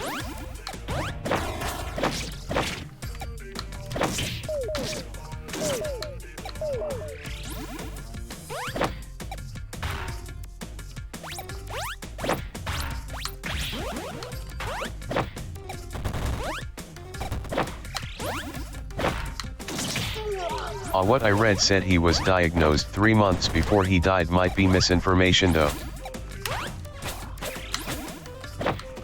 So clinically he had Parkinson's, but pathologically he had Lewy body dementia.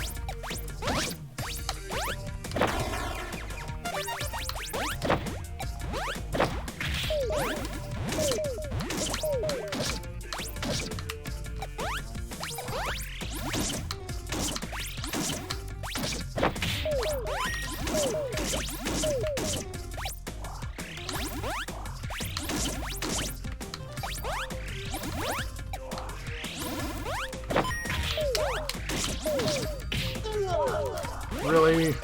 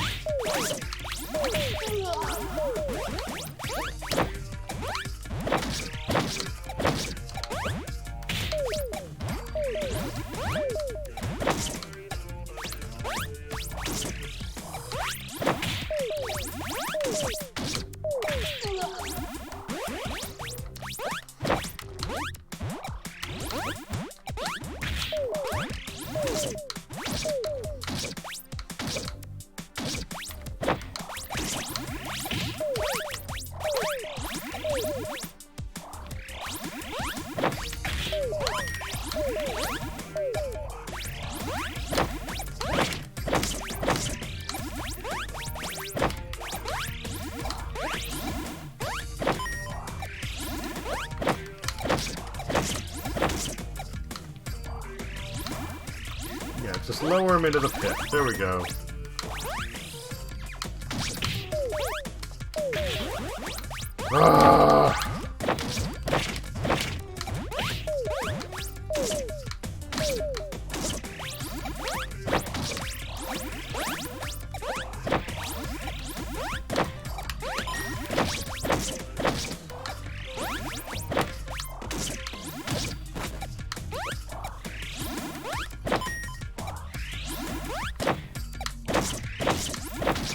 These squid remind me of something.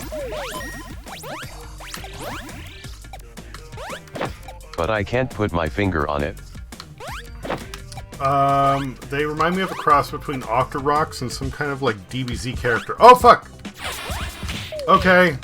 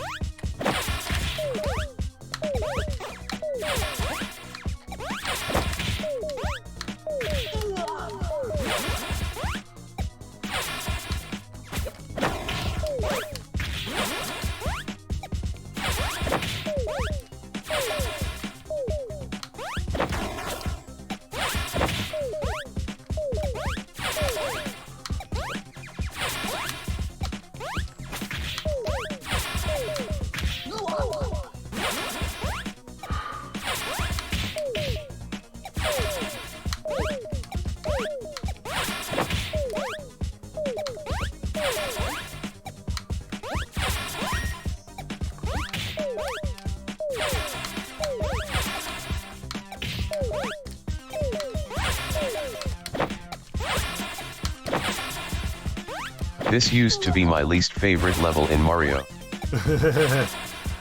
Mario 3, the fucking Big Bertha level.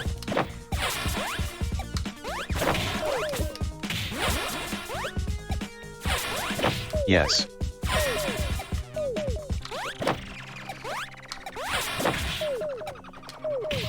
Yeah, I wouldn't be surprised if this was supposed to be a direct reference to that. I cannot caps lock hard enough.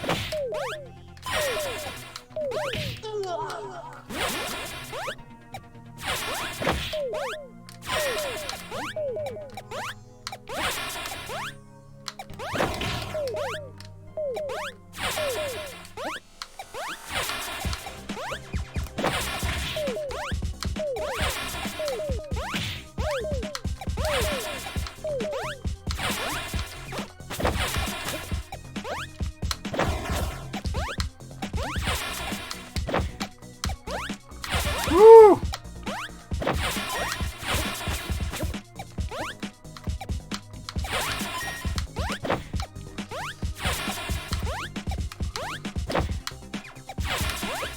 Whoa, big fish.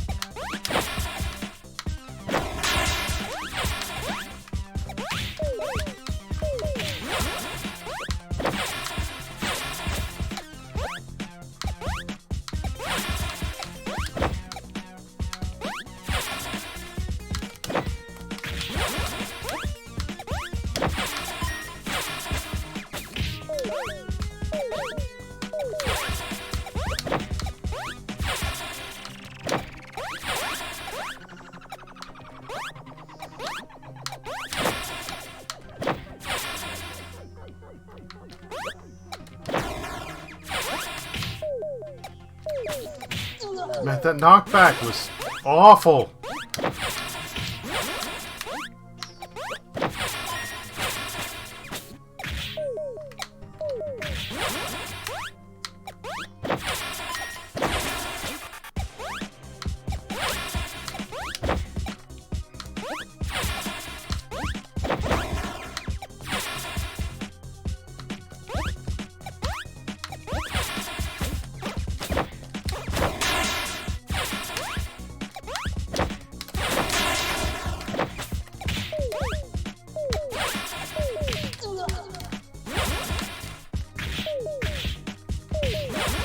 My stupid fat thumbs again. Way to go, Alex.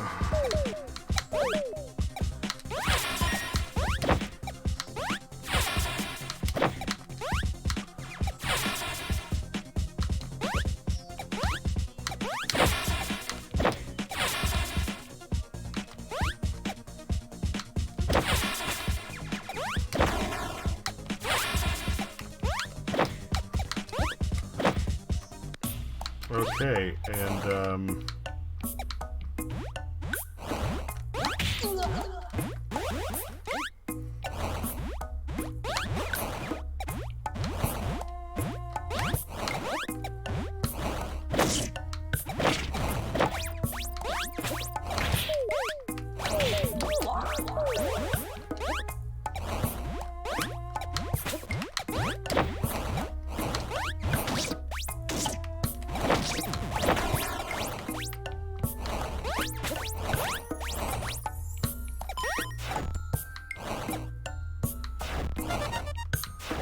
it's a little weird. This doesn't feel like it fits the rest of the game.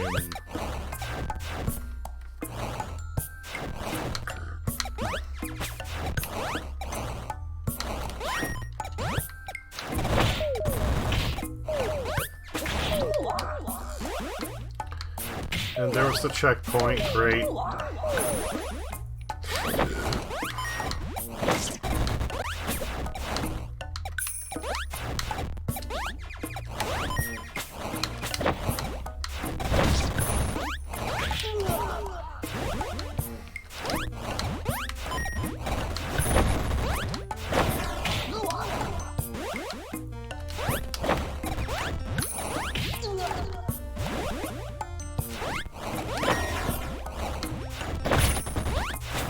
Also seeing a lot of influences from the Mario and the coins or whatever from Game Boy. Yeah. Well, the Game Boy one that had the Sphinx things was Mario Land.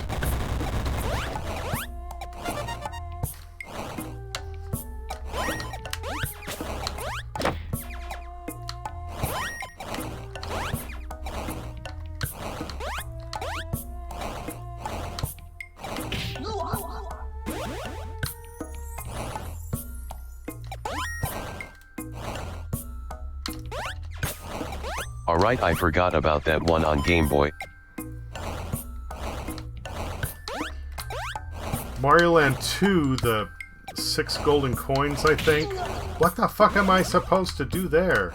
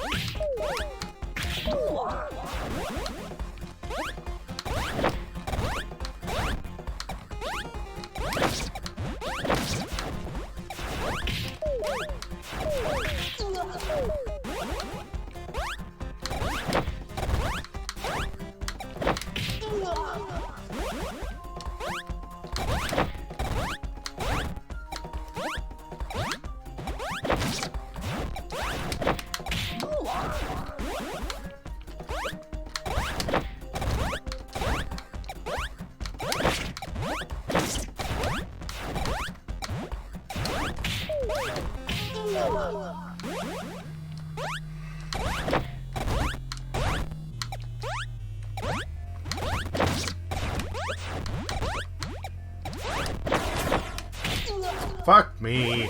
Ah.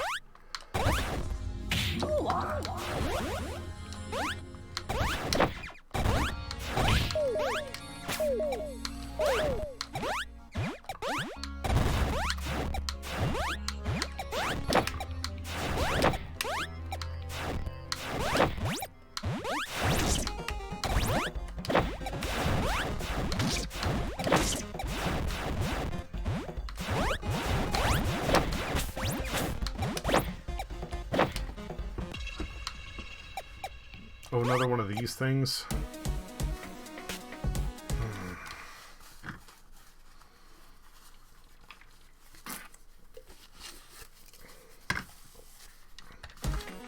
As soon as I kill this beer, I'm done. Oh wait, what the fuck? Beware, stranger!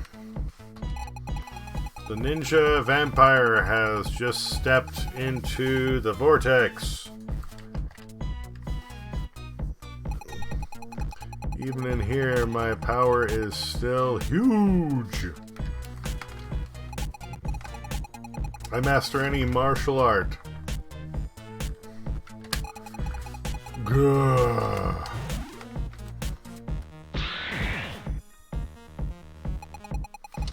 If you think that impresses me,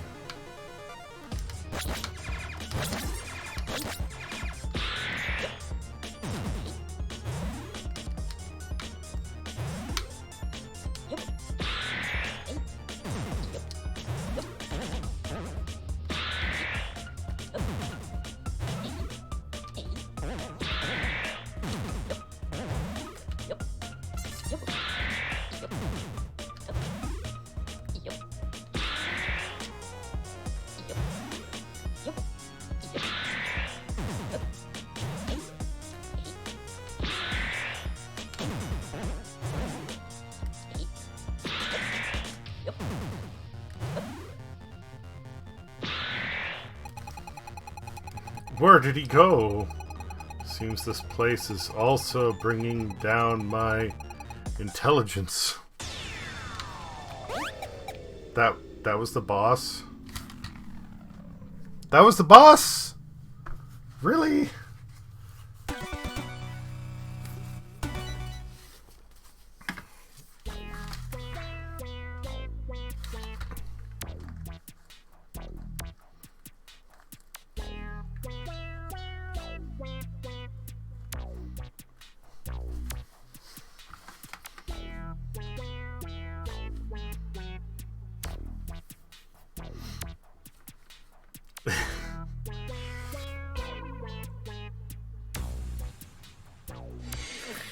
Our hero.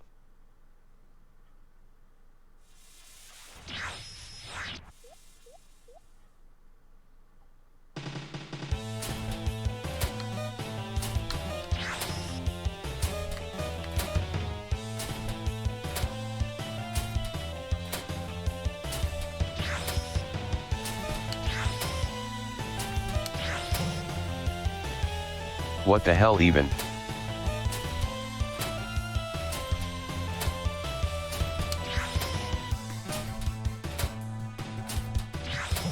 Fuck. What? This is like that one bit out of Super Mario RPG.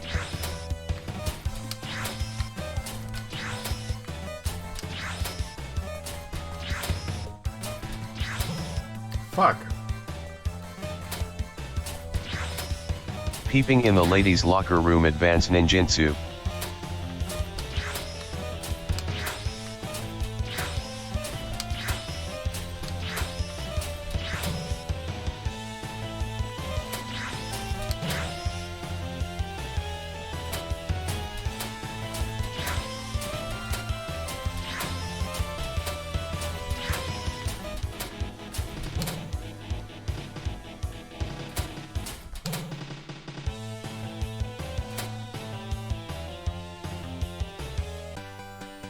I swear it's the exact sound and hand motion of Gaku's instant transmission. It very well might be. Like, I see a lot of DBZ influence in this game. It absolutely is.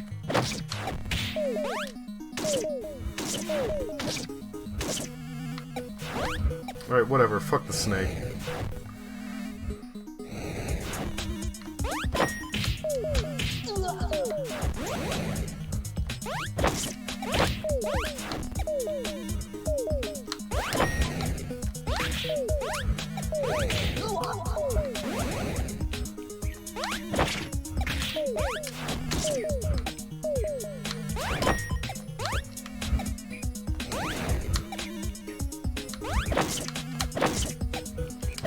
Go into the fire! Good riddance.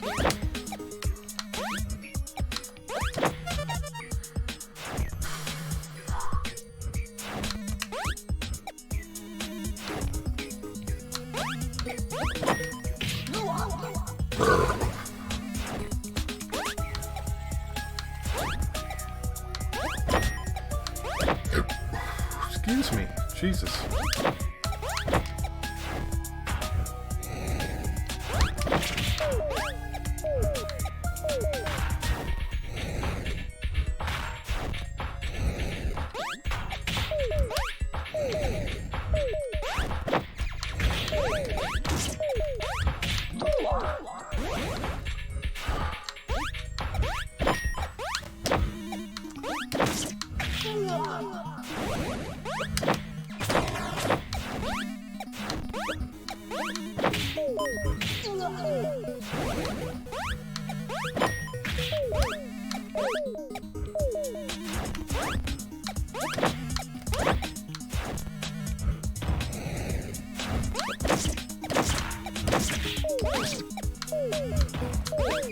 Oh, there's a rock wall behind the snake.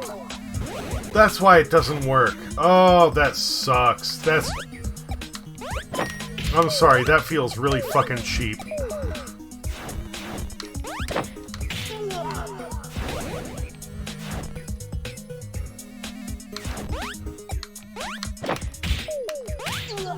I'm going, I can't make it past. How am I supposed to make it past? You go around, but you can't kill it because there's a barrier there. Yeah. That makes sense.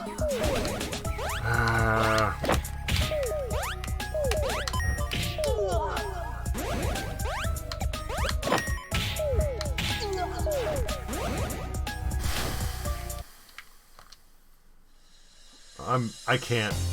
I'm done. That's it for the night. I really only wanted to go for like 4 hours. And here we are at 5, so I gotta wrap it up. No prob, man, sleep well. I'm gonna try. LOL, have a good night, D's. Oh, the achievement, that locker room. The achievement is called Saiyajin, and the description of it is instant transmission. So, there you go.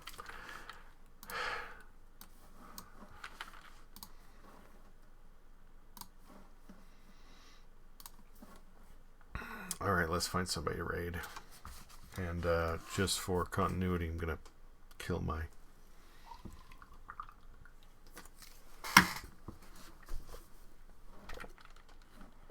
Okay. I'm going to raid Nixalit Bar.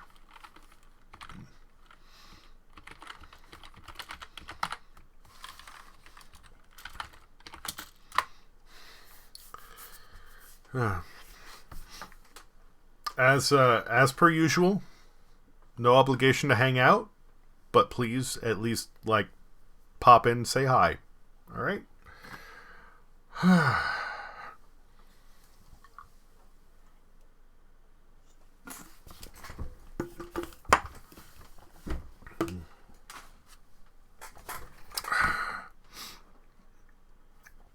And if not tomorrow, then I'll be back soon.